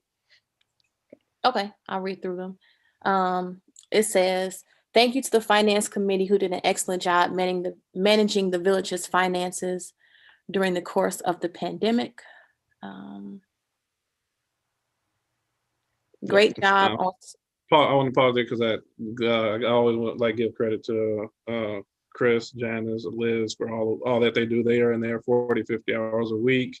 And I get the pleasure, along with the other committee members, of hosting a meeting to kind of make sure the residents know. So also give them credit. Okay, another resident also said, great job on the snow removal on our streets.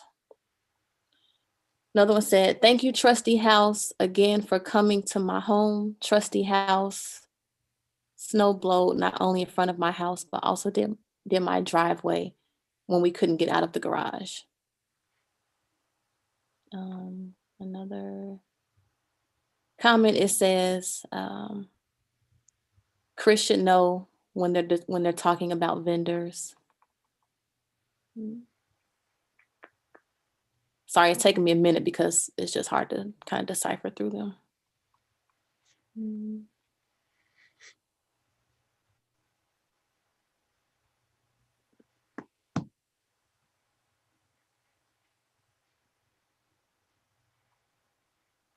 That's all for the comment. Let me see if I could find any more here at the bottom.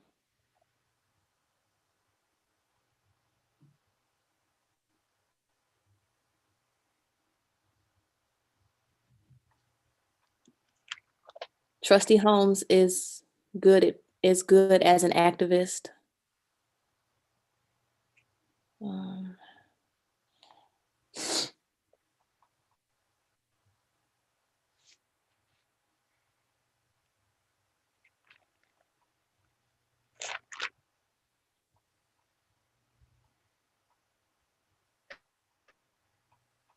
That's it for the comments. And I just want to say, just on record, when residents have questions or comments in the chat box, many residents do put for citizens address before it. So that way it's clear what is for citizens address and what comments are just dialogue between residents. So if you do have a comment or question for a citizens address, it will be helpful if you put for a citizens address before your comment or question, because there is a lot of dialogue that goes back and forth between residents. And it is not always clear to distinguish if residents are speaking to one another or if they want that question posed before the board. So please just put for citizens address. That way it's really clear. And I have a clear understanding of what is for the board. And that concludes our citizens address for the evening. Okay, thank you very much. Can I ask for a motion to adjourn? To adjourn. And second. I second. Okay, hearing it, motion and seconded. Clerk Dugan, please roll call. Trustee Denton, Aye.